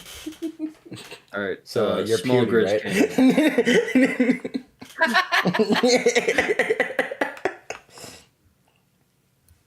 That one's Yarrow. Okay, and That's Timbo. right, not Greg. Right, you look like Greg. Who And then the fuck one is out Greg? here guarding the card bucket. There's a goblin who owes me money on. If you see him, I'm gonna shoot him. Oh, you have a warforged. We're like a wanted poster of this Greg, so I know what to look out for. Oh yeah, here you go. And he pulls out this poster, and it looks just like you, but with a fatter nose. Damn. Look nothing alike. I don't get how you people do this. My mistake. He just rolls it I could Looks have over just his done head. the, oh my god, they got my nose wrong. How could they get my nose wrong?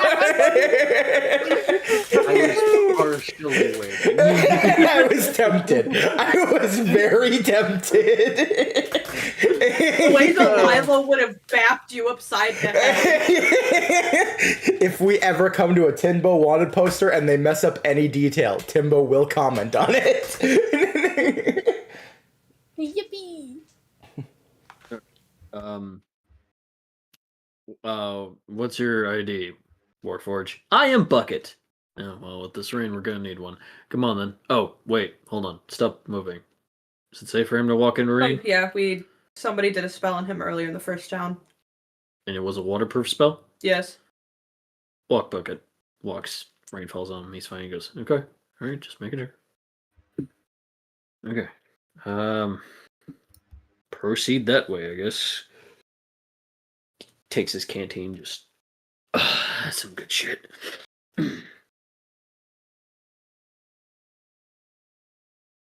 Okay. Next place to go, there is 2 pathways. Fagepo says that the right leads to the Azure Swamp. The left leads to Falpost town. Falpost Village. Which way do we need? Which place are we going next? Well, if you're going to the next town, yeah, a village equivalent. Because I remember. Unless you want to go to the Azure Swamp. I don't want to. I don't think we want to go to the swamp god. Yeah, two of us are already covered in mud. I don't think we need more.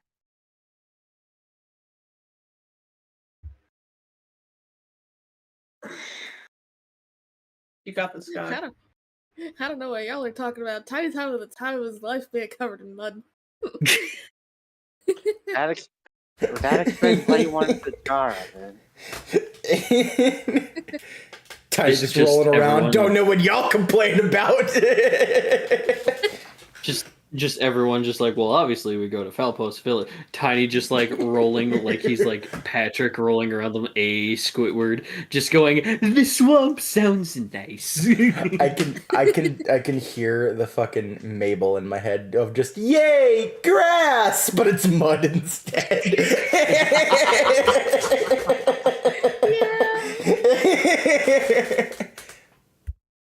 I need you to know, while they're walking, Delilah like leans down and gives Tiny a little mohawk because his fur's all wet and covered in mud. Yay! Mr. Rose had just mohawk the cat. I think he would have probably have taken his hat off after like the falling into mud. Like he would have had to wring it out and is now just like hanging it on like the hood of his cape. Okay. So everyone's in agreement to go to Falpo's Village, right? Yes. Yeah. Mm-hmm. Okay. As you guys go ahead and continue your adventure outward. Why? Hold on. Restart my phone because apparently it didn't charge. Yes, the fuck it did. You guys venture along and Yarrow, Tiny, Timbo, Delilah, Bucket, and Fagepo venture on what now seems to be a better paved road in between the gunk and the mush that was kind of being like squelched on upon your guys' journey. The rain continues to fall. There's like now a forest around you guys amongst the pouring rain. It is now nighttime. And Fagepo kind of like looks around every now and again, just making sure like it's not like suspicious and a suspicious environment. I could fucking speak. Being wary of his surroundings. As we got a pink encounter. That's the Fae. Please, for the love of fuck. Who's it gonna land Where the on? fuck is Delilah? Yarrow! Your turn. Alright. You know what, Yarrow? Go ahead and roll me that D100, unless it's not on you. It is not, but I do have the. But I mean, I got one. The D100. I got one. You want to let David roll? He sounds very enthusiastic to roll it. Yes, I'll let him roll because let's be honest, if it wasn't for the dog here, I would be doing it myself. Yay! Man's had a shit day. My back has been hurting like hell. I get to roll a D100. What's up, Calvin? But next time it lands on Timbo, I get to roll for him. All right, cool. No, wait, hold the fuck up. No, I'm kidding. The Fey magic imbues within you, Yarrow, encapsulates your fur. What's it land on? Okay, moment of truth.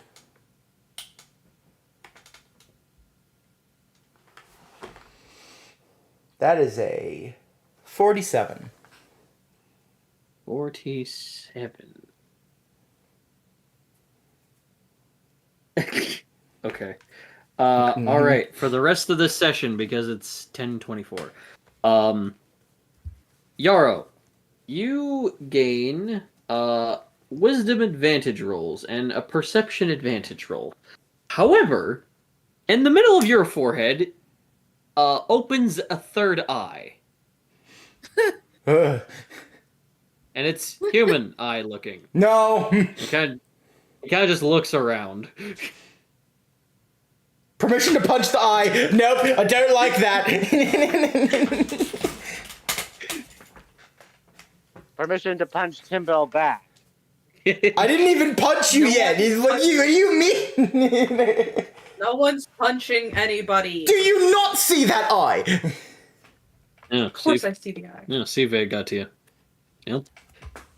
Try. Not the first time they've done something like this.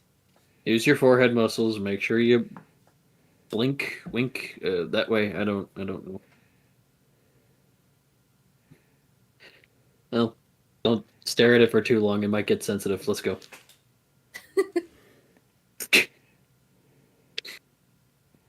Yeah, if you want, you can use my hat. I'm good. Okay. As you guys make your way further to on your way to Faspo City, you hear birds flock and the rain kind of settle down to where it's like a drizzle now. Figepo suggests to camp for the night, or do you guys just trek on? Are we near the town at all? No. No? No. I guess we could camp for the night. Let's listen to. Do we have waterproof tents? You guys do have your camping gear in the cart, so yeah, you guys got tents. That's not what was asked. We asked if they were waterproof. If they were waterproof. Oh, yeah, they're waterproof. All right. Because let's be honest, if Ladon didn't give us waterproof tents, we'd all be shouting in the sky, "Ladon!" Oh, Delilah would have some very colorful words. Get him on the phone. Put him on the phone. I want him on the phone right now. Okay. Everybody do a survival roll, please. Figepo has advantage. Okay, that is a 17 for Figepo. That is a 7. Okay. Delilah's had a day. She does not like being wet. What are we rolling for? Survival. Wait, you said I had advantage in wisdom rolls, right? Yep, this is a wisdom roll, so you have advantage. What the heck? What is it? I got the same number. Damn. And no, literally, same number, same order. And it's a 3. Ooh, that's not good for the bear. Timbo? It makes sense. It makes sense. It actually makes sense for Yarrow. They typically don't sleep in a tent outside. They just sleep in a tree. I hate that you wrote survival on here, but it's not survival advantage. You just wrote that. If I wrote it on there, it is advantage. Oh, it is? Okay, because the only thing that says advantage is stealth. You just wrote stealth advantage, then survival, sleight of hand, nature. Like, you didn't put advantage. I meant to put, like, it's advantage. It's implied all of them is advantage. Okay. Yes. Okay, then thank God. Okay. That was a 1. That's not much better. That's a 6. Timbo, you dumbass. Tiny, please. Tiny, please. If not, this is gonna be really funny. I rolled a 13. Okay. Better. So, Tiny, you gather wood, specific wood that would still be fine to light a fire, despite it is raining, and despite wood around here is wet. You have lived in the water realm enough to know which type of wood to grab and where to grab them. Figepo looks at the 3 remaining individuals and goes, now, who knows how to set up the tents? None of you. Timbo just falls flat on his face. Delilah scruffs Timbo, picks him up, his face full of mud. Damp goblin. Okay, cool.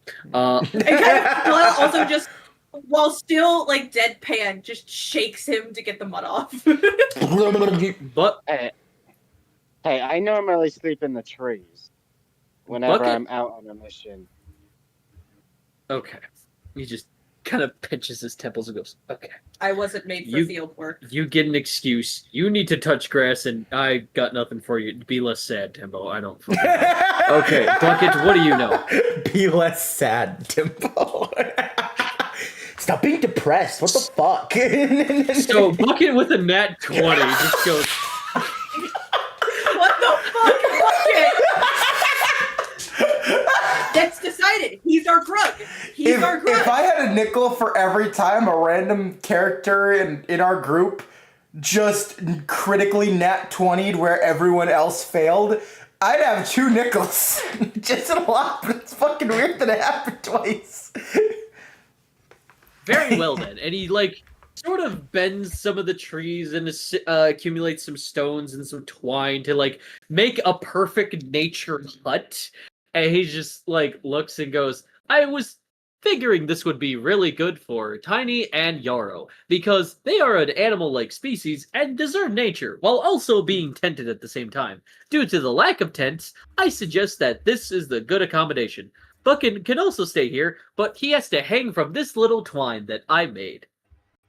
You could learn a thing or two, guys. Okay. So he grabs some of the rope and he grabs some of the tents and shows you guys how to make a tent. Does this give us another roll, or do we just know now? No, he makes the tents for you. It's Okay. just, let me show you how it's done. He kneels on one knee, he gets the tents, and he's like, okay, so this is what you're gonna do. You're gonna do this, this. He, like a very much fatherly, kind way, shows you how to build the tents. And as for the kind of like, God, what is it? The sort of like a, not teepee. That's not the word I want to use. An over, sort of living roomish area, to be like opened and made so that a fire can be made, but also the fire can go through this this thing, while also rain can still fall down. You guys are perfectly fine. He sets up the net. He even like gestures Yarrow to like hold this while he does this, and have Delilah hold this while he does this, and kind of lifts Timbo up and goes, okay, now you're gonna put that rope through that hole. There you go. Okay, there you go. Look at you. You're learning stuff. How's that wood coming, Tiny? It's on fire. Fantastic. Fantastic. You're doing great.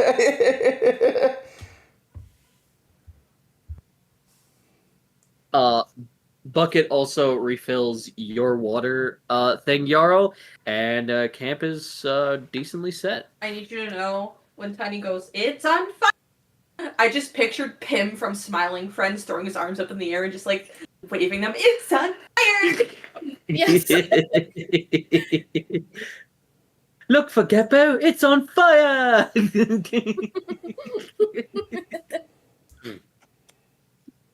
Well then. Who takes first watch while everyone sleeps? Or do you guys just want Bucket to do so? I'll take first watch. You take first watch? Okay. Hold on, making food. Making food. Right. And We're done in 30 minutes. And I take my sleeping pill an hour early.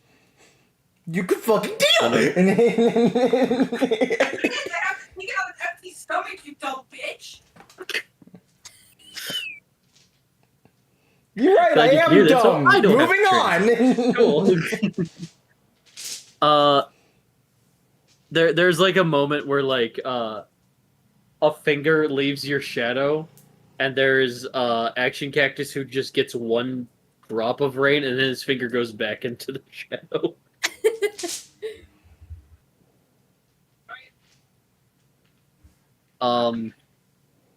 And Bubbles kind of like moves their head out of the conch a little bit, just slurps up some of the rain, and just slithers back into the conch shell.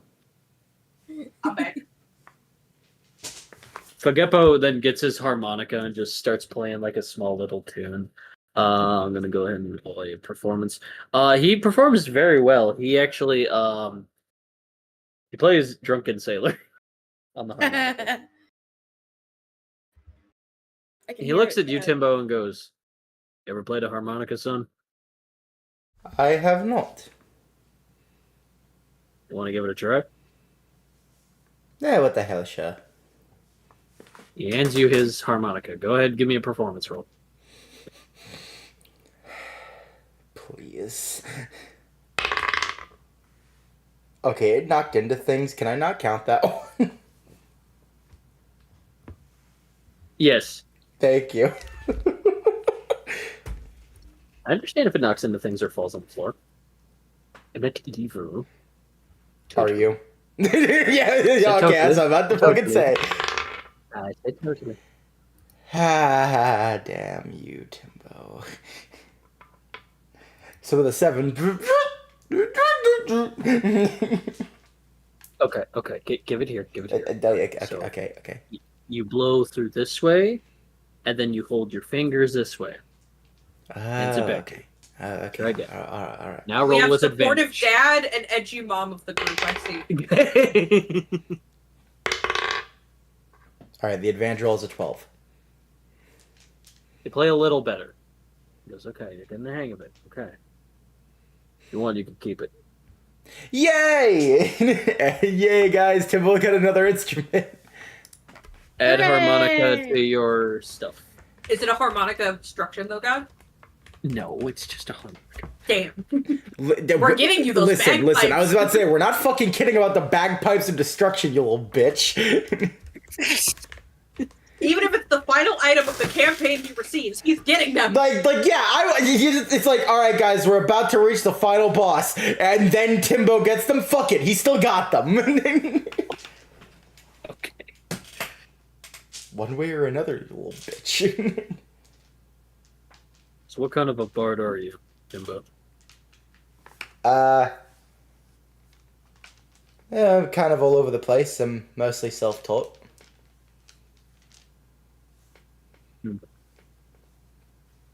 Well, keep practicing, and you'll do better than average. Gimbo pipes in to Timbo and goes, the distraction kind, not the get bitches kind. You didn't have to rub it in. I don't even know why people These want dino those. nuggets are really good. How in the loving fuck? Stop eating so damn much. I don't know, man. Stop eating. I don't know, man. They're really good. Stop Are you? eating. I know why you're mad. It's because I have dino nuggets and you don't, right?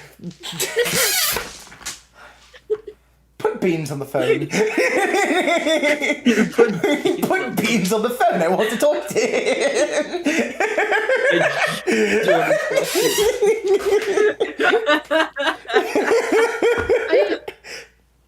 I love like thinking about Gimbo eating in the weird like spirit realm that he has in like Timbo's subconscious, and just thinking like, huh, I guess Timbo not only has a ghost mind but also a tapeworm.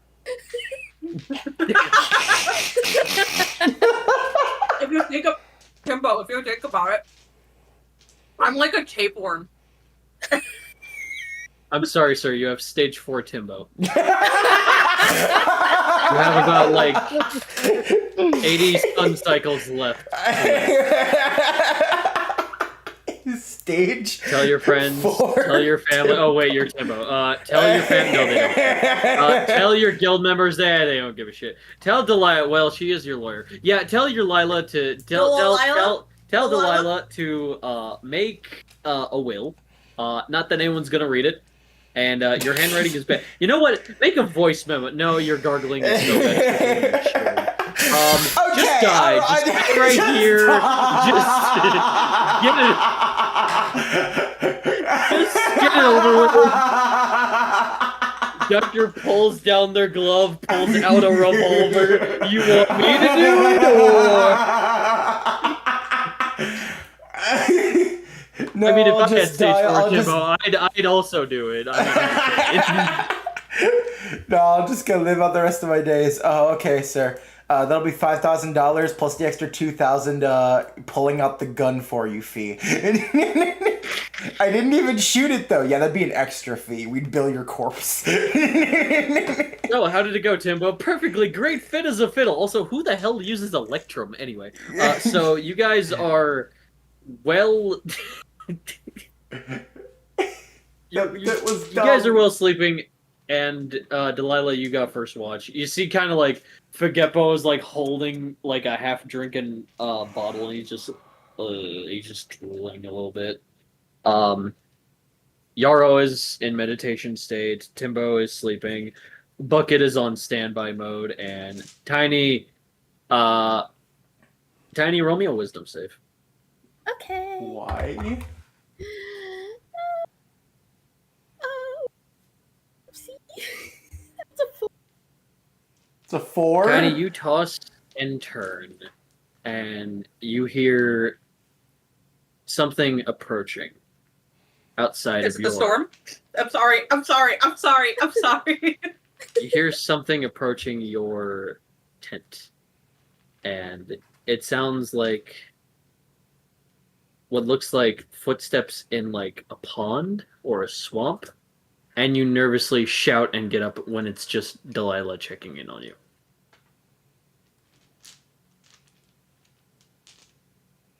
Were you expecting the boogeyman? I want to say Tiny is probably at this point like puffed up, like Yep. crossbow aimed at the entrance of his tent. Oh, it's just you. Puts it down. Who else would it be? I don't know. I don't. I think I had a bad dream, but I heard something outside and I got. David, damn it! I'm trying. I'm not sorry. I'm not even looking till after the session. I'm not sorry.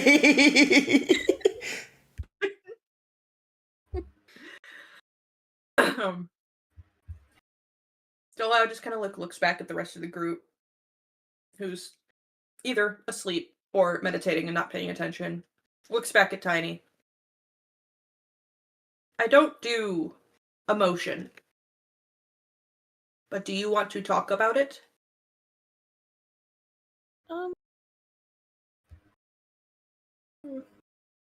It would definitely be easier to talk about if I remember what it was, but all I remember is just. You cut out a little. It'd be easier to talk about what it was if I could remember, but all I remember is just being scared.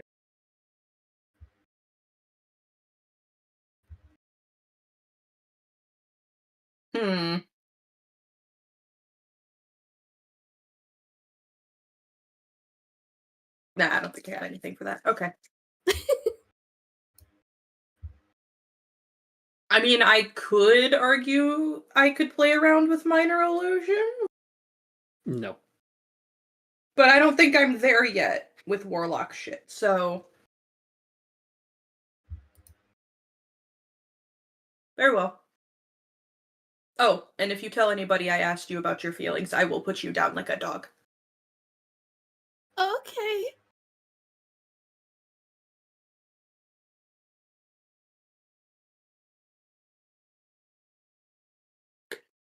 How does Tiny react as Delilah walks back to the campfire? I think he's gonna sit there for a bit, holding Luna, who is most definitely asleep, but probably woke up just a little bit with the rustling. Yeah, a little bit. They're like in and out. They're like, "Alright."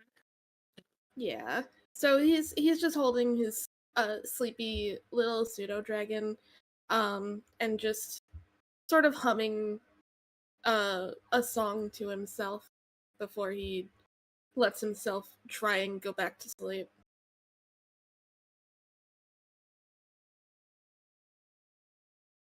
As hours go forth, Delilah, you are able to sleep while Fagepo goes on next watch. He just like kind of holds his gun in place and just looks around as you kind of doze off. Hours go by, and you eventually all awaken or rise from rest.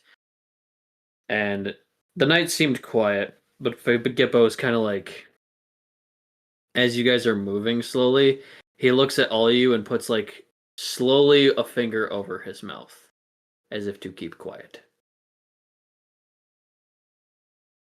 And then he slowly moves his finger from his mouth up. You all look up and you all see what look like these, I'd say, almost harpies, but they're not bird-like. They're more demon-y looking. And their wings are encapsulated by their arms in a very large feather motion. Their feathers look sharp like knives, and their claws coming out. These are a species called Furies. And Furies eat anything that moves. Bucket turns back on and is about to do his trumpet thing when then Fagepo just like turns the knob of his ear down to mute, and he looks at him, does the same thing, and then Bucket just sticks a thumbs up.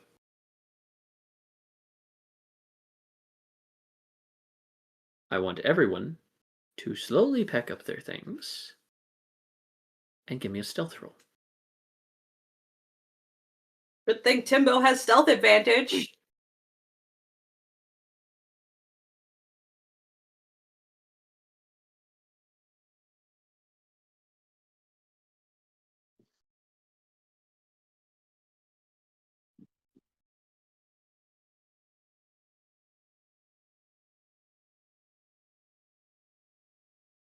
Let me hear some numbers, people. What you got?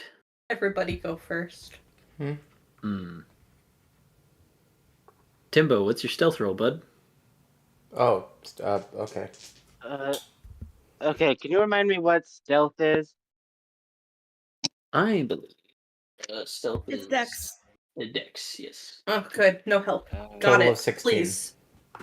Please. Okay. Everybody besides me collectively roll high. I said total of 16. Uh-huh. I got a total of 13. Okay. Jarl? 17, and I activate Pass Without Trace, adding a 10 to everything. I'm glad it adds a 10 to you, Jarl. Set to... Hold on.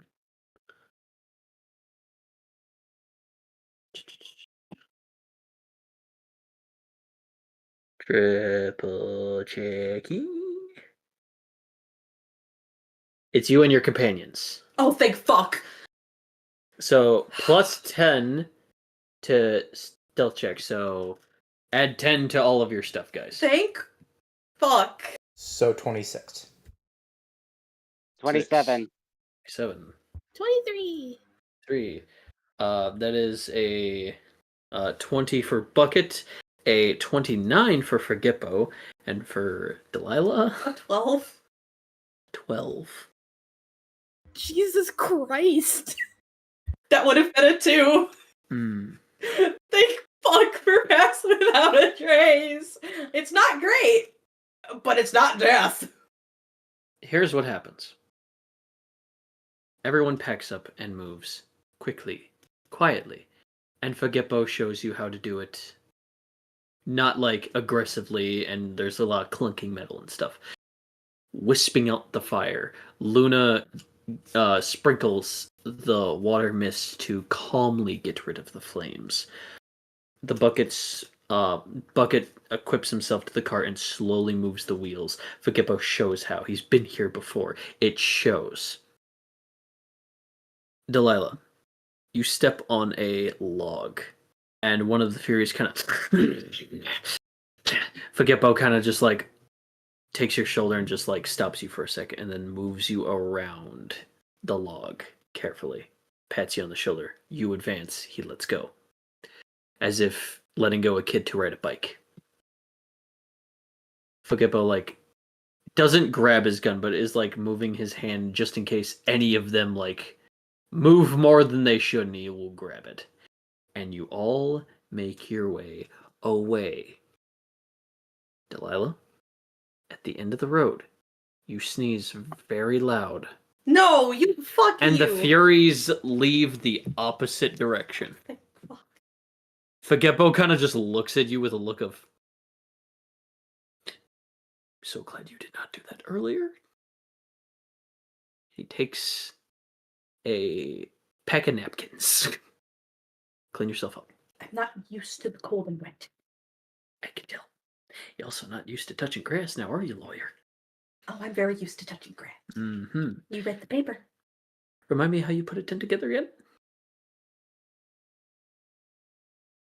Exactly. With sticks and cloth. Mommy and Daddy are fighting again.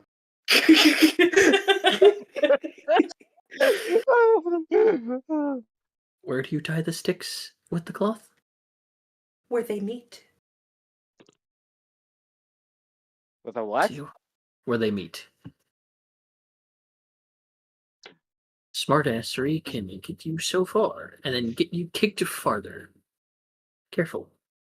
Now, let's get moving before they realize the sneeze came from the other direction. They're not smart, but they're not stupid. You venture onward. It is very early in the morning. The sun hasn't even completely rose up yet. And the drizzling of the rain comes to a stop. Finally. Delilah kind of just lets out a sigh of relief and starts wringing out her hair and her coat. And as you guys make your way to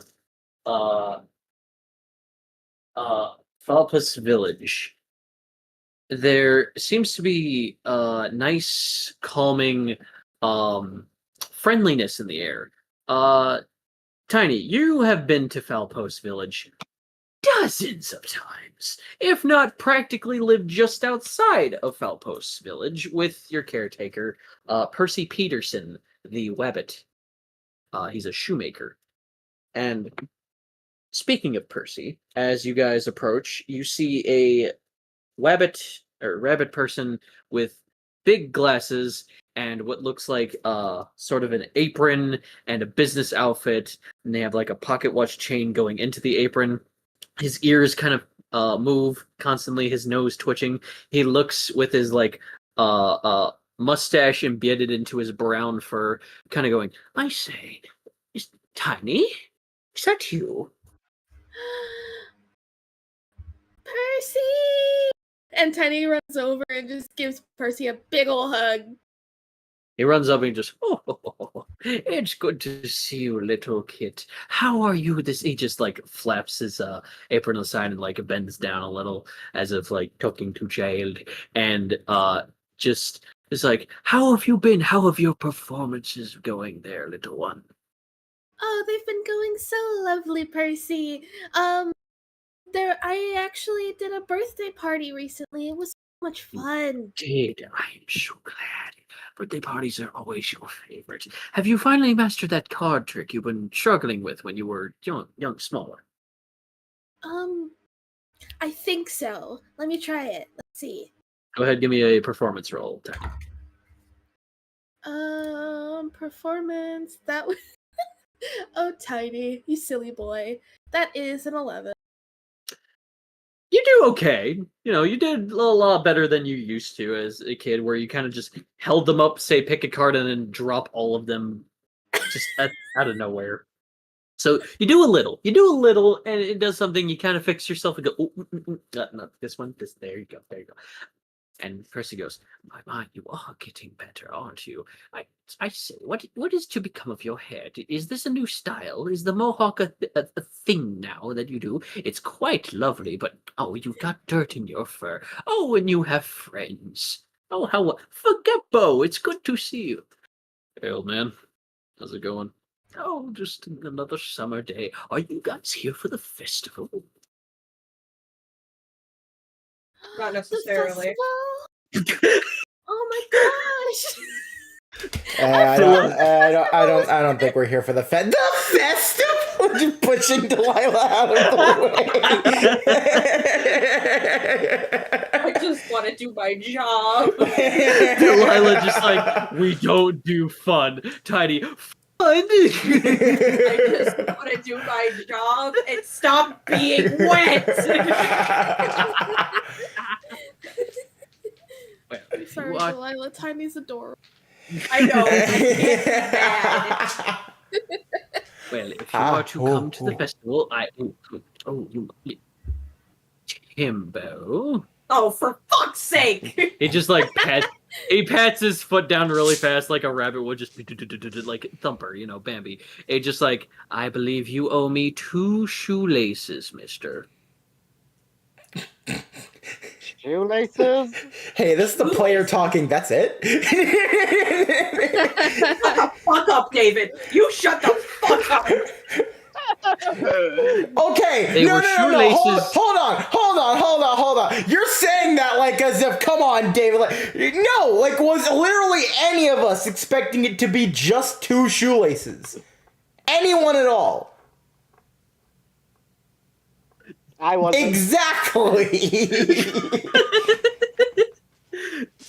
So forgive me They for were- being surprised. The shoelaces belong to a limited edition type of, I believe Ladon calls them, Skechers he wanted me to make for an orphan baby boy. There it is. I've been putting those shoes back, and the poor boy has been huffing into the swamps barefoot since then. Tell me, do you have shit? Forgetbo just hands like 2 pieces of well-fabricated thread and just goes, will these do? Oh, I said, craftsmanship is not perfect, but I can definitely work with this. Of course. Thank you. I mean, I was about to say, can I check to see if I even like minusculely have something that No. could work? No. Timbo, shut the fuck up. Forgetbo whispers down to Timbo and goes, you were wondering what I was doing all night? You're welcome. That was I like to sew. So yeah. fair Look at me enough. like that. No, just fair enough. He was expecting this. Oh, he didn't want to bring it up. It's like, oh, I've heard of Timbo. Oh, she's gonna be pissed when we get there. From what Delilah told me, oof. Let me take care of this now. Right then. So, if you were to stay for the festival, perhaps checking into the tavern over here would be appropriated. They do have a hot spring and spa next door. Wait, second Is question. there a place- Second question. Why did Timbo take the shoelaces? That is up for you, the player, to Of decide. course it is. Code. When Goddamn right, no. I don't want to know now. Cloud, go. You were gonna say something. I was just gonna say before Delilah, Tiny is once Percy mentions like the inn and the hot spring and everything like that, Tiny's going to very slowly turn to Delilah with the most pathetic look. Please. They're using baby cat eyes. Yeah, that is legit. I'm not even kidding, Koda. I was about to pull the Squidward. I just can't seem to be happy. Maybe this will help. I'm glad. I feel less bad about it now. Yeah, no, trust me. I had a similar thought. That Under being one said, it's not condition. canon. Under one condition. How many days are the festival? It's just tonight and maybe tomorrow, but the main event is tonight. What is the festival? Oh, it's just left over here. There's a wonderful fair. There's a playground area, and there's a concert done by Gimme Gob the Hobgoblin. Fine. Timbo, you're in Yippee! charge. I'm What? taking a spot in it. I'm taking a spot. Okay. It's a festival. Do festival things. All right, guys, time to play the rigged games. Right then. Well, let's get you all showered up and stuff. Oh, you poor things. Here, let's come this way. And you guys enter the tavern of a red hair individual with like a handkerchief, and she's got like a tank top and like a messy type of apron on her. She's got like a smear of grease on the side of her cheek, and so some guy kind of like falls over, breaks one of her tables. She like holds a platter of food, points at that fucker, and just goes, "Hey, don't be fucking doing that in my fucking tavern! I swear to God!" Oh God, it's another dragon queen. Well, just because they're Scottish. Yes!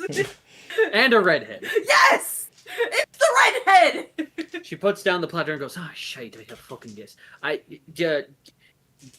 Galvin, go ahead, take this to table 2." And another Morak person just goes, "Yes, of course." Hey, and Coda? they just take it. Yeah. Don't fuck this one. I'll try. IRL. I'm trying to keep it together, David. You know how I like my women. IRL, Calvin, David, and Coda, you guys have met this one before in the Amnesia one-shot. She is the tavern owner who kind of helped out Typhoon Crust, Ribbon, Solaris, Chairman, and your Kinemura friend. None of these characters have met this person. So she walks up with, like, she grabs a pencil out of her hair, she grabs a notebook and just goes, "Hey, welcome to Archie's Tavern. How can I help you?"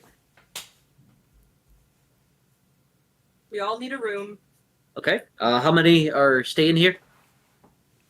I'm just passing through. I was just inviting these. Oh, Percy, nice to meet you. Good to see you again. You're going to be going over to the festival? Oh, of course, I will be showing off my finest shoe-shining skills. That didn't alliterate as properly as I thought, but you know what? I stand my ground, and I will show them the best shining shoe I could ever show off. Cool, don't care. Yes, that's much Rooms. better.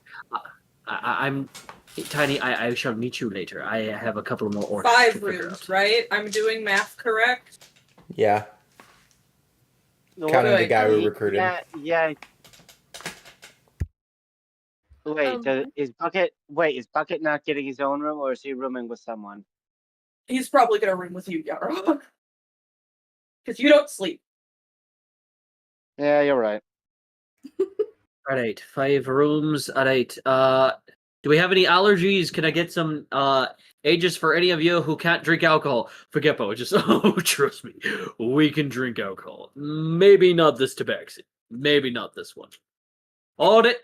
Hold the fuck up. I've seen them. No, this I've seen them vaccine on prefers catnip. drugs. I've seen them. I was about to say I've seen them on catnip. No. Hold the fuck up. You're fucking Timbo, aren't you? This Oh. shit again. You got bottom basiled fucking drunk off your fucking arse. The last time you were here, I believe it was you and some frog fucker, Gamala Gooble or something shite like that. You two have a bill to fucking pay. 20,000 gold worth of ale you drank. I'm sorry.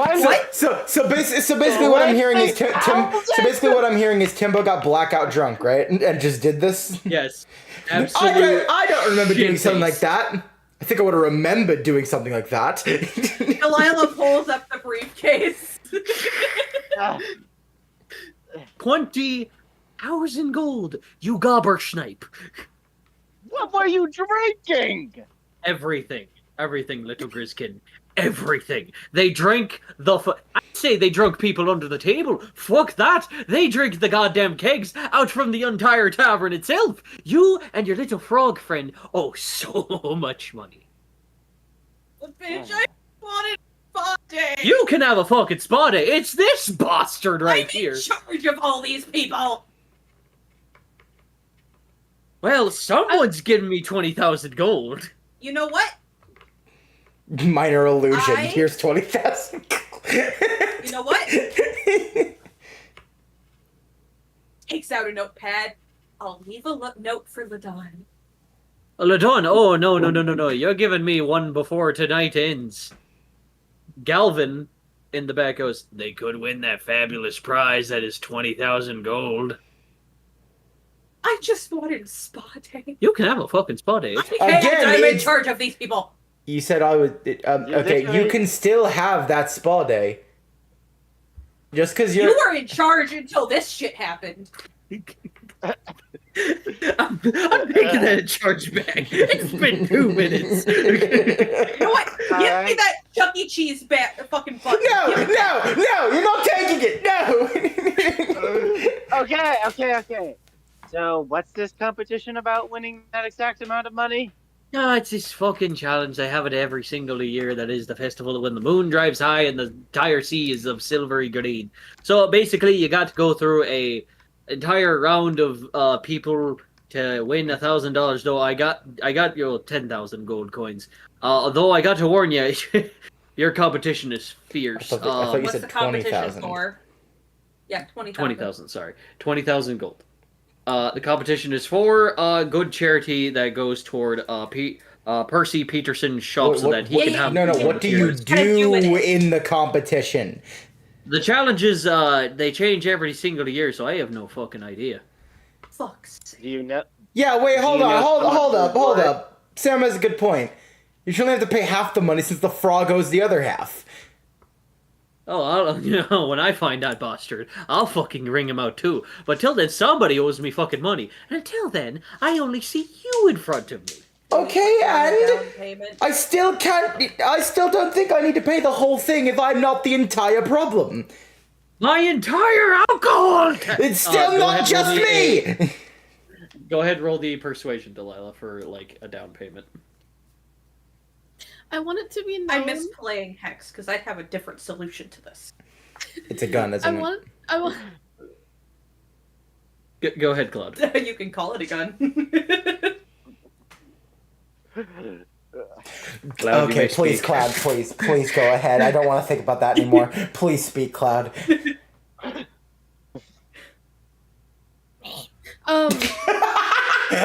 Speak, not become a monster. Fuck. Then let me speak. Okay.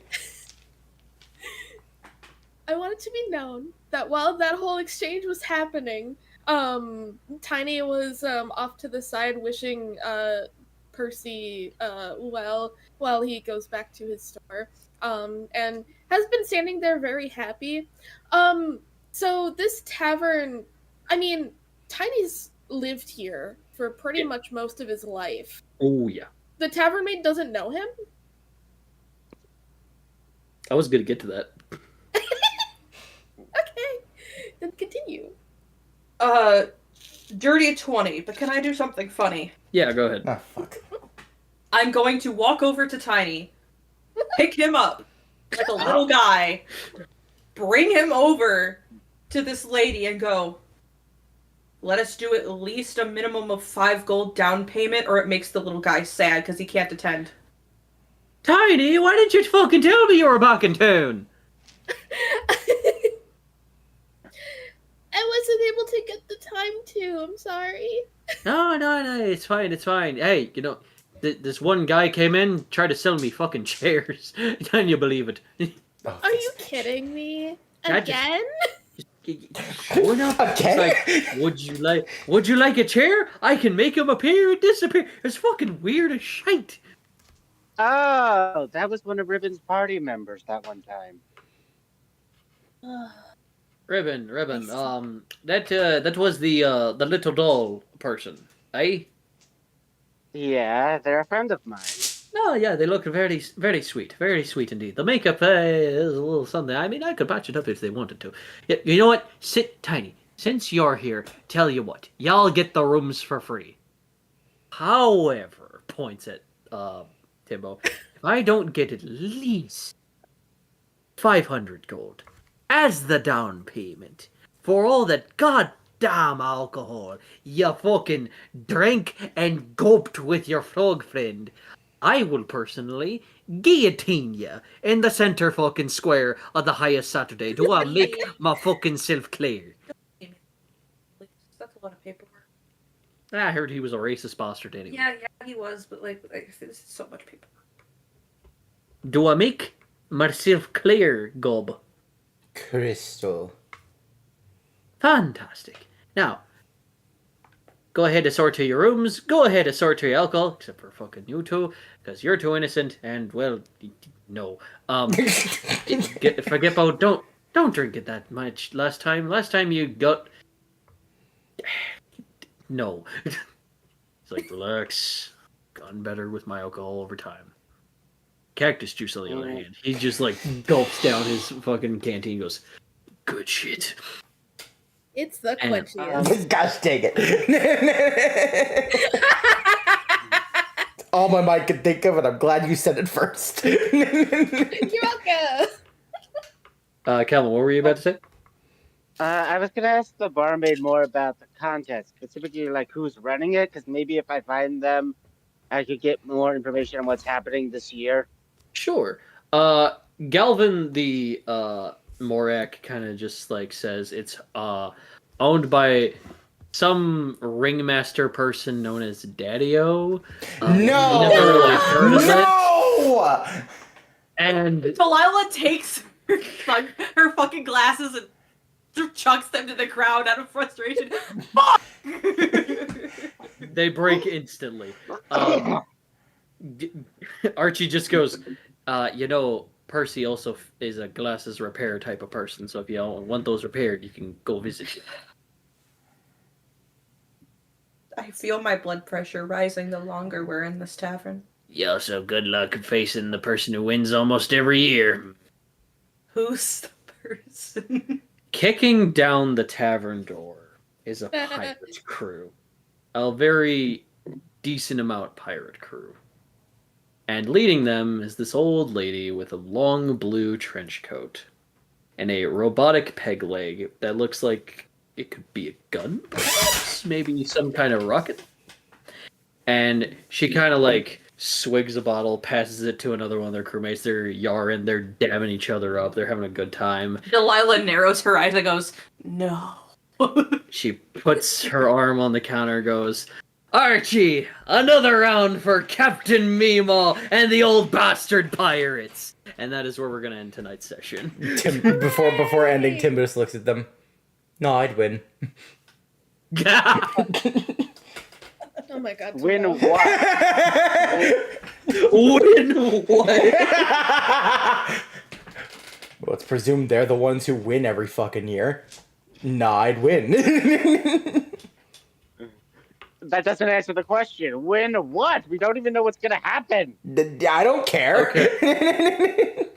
2 after scenes. Oh, guys, one of them gonna be Daga and Beans stumbling upon all those bodies. Daga and Probably. Beans. Oopsie. Why'd Daga you have and to say Beans go forth and see a shovel of goblin bodies kind of being just tossed into a dumpster. Beans just takes his head off and just, Yeah, fuck. There go be Scruff. He was one of my best lads. Of course, he did have an arson problem. Daga just looks and goes, legally in Dudon town? Uh-huh. Know what you mean, Don do? I can read. Puts his hat back on. Now, best be going on then, before they completely notice you entirely. Right. He makes his way eventually to the Golden Eye Kingdom, where Malcree is kind of like adjusting his desk. Beans waits outside. Daga goes up and goes, "Hey, we have a letter from Ladon's lawyer, Delilah." Yeah, let me see. Just takes the letter and just, yes, of course. Oh, yes, that's completely acceptable. But do know, yes, it will be my duty in case it, yes, of course. Where's your sparrow companion? He didn't make it. No. Sorry. I won't pry. No, it's fine. Anyway, I gotta make another run tonight. So Timbo's good for another 4 months. Yes, of course. The Don's finest is handling it, then I see why not. Good. Take it easy. You as well. Puts a hand on the outside of the corridor of the wall and goes, yeah. He later that evening goes to Sparrow's home and delivers the bad news to his parents. His moms kind of cry into each other and kind of hold it together the best they can. Daga just kind of takes a second, goes up to his room, grabs a picture of everybody in his platoon. And at the center of the picture is Sparrow kind of holding on to Daga and kind of giving him a little nuggie, and Daga just rolling his eyes. He goes, "We'll laugh about this someday." Puts the picture down. And on his stone to contact individuals, picks it up. And he traces his finger surrounding the stone. And there is a pretty girl with amethyst purple hair with magenta highlights and blue highlights going down the back of her long hair. She is known as the leader of the Ice Realm and Ladon's sister, Taylor, and Daga's wife. Hi, sweetie. How's dealing with political stuff up there? Very annoying. Could be better. How about you? Sparrow didn't make it. Black Sand Killer took him. I'm sorry. I wish there was more I could do. Kind of stuck in my castle at the moment. You are doing the best you can in your situation. Besides, if my hunch is correct, you could have some help. Moderately soon.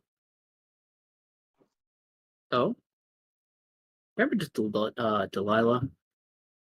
Right, yeah, no. I love her. She's fantastic. She's wonderful. And apparently she's leading a rebellion.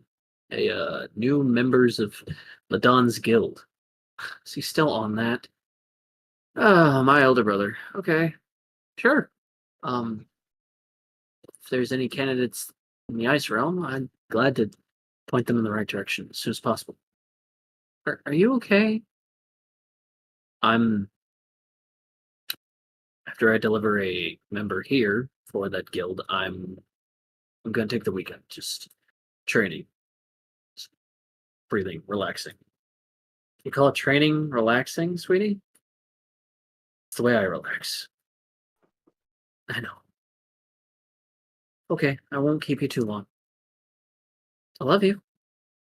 Love you too, sweetie. Hangs up. He kind of just takes his glasses off. He puts his hand over his eyes. Tear comes down his face. Fly high, Sparrow. Second after scene.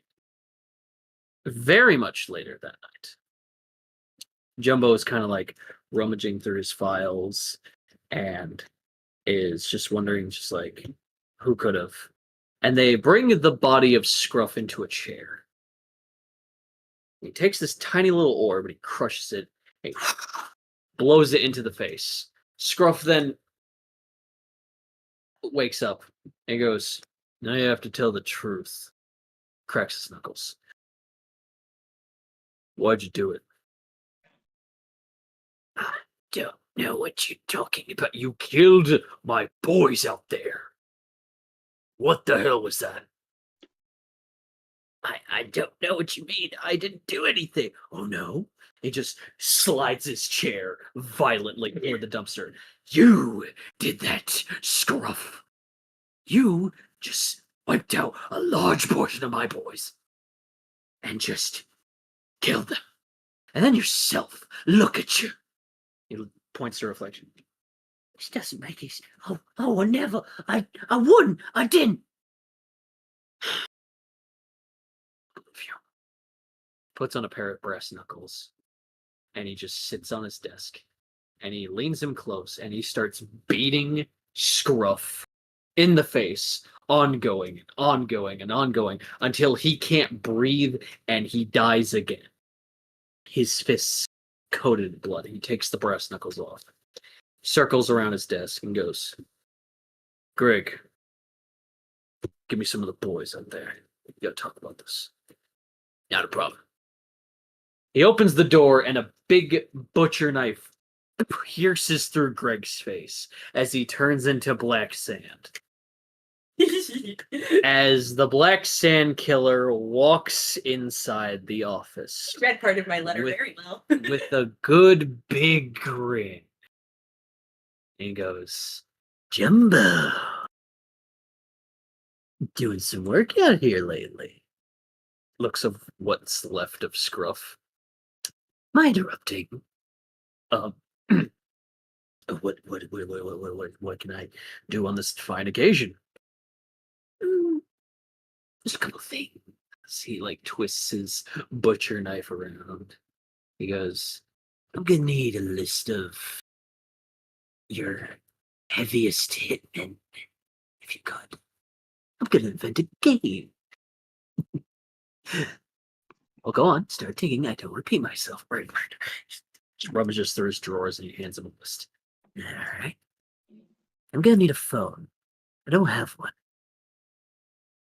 Okay. Okay.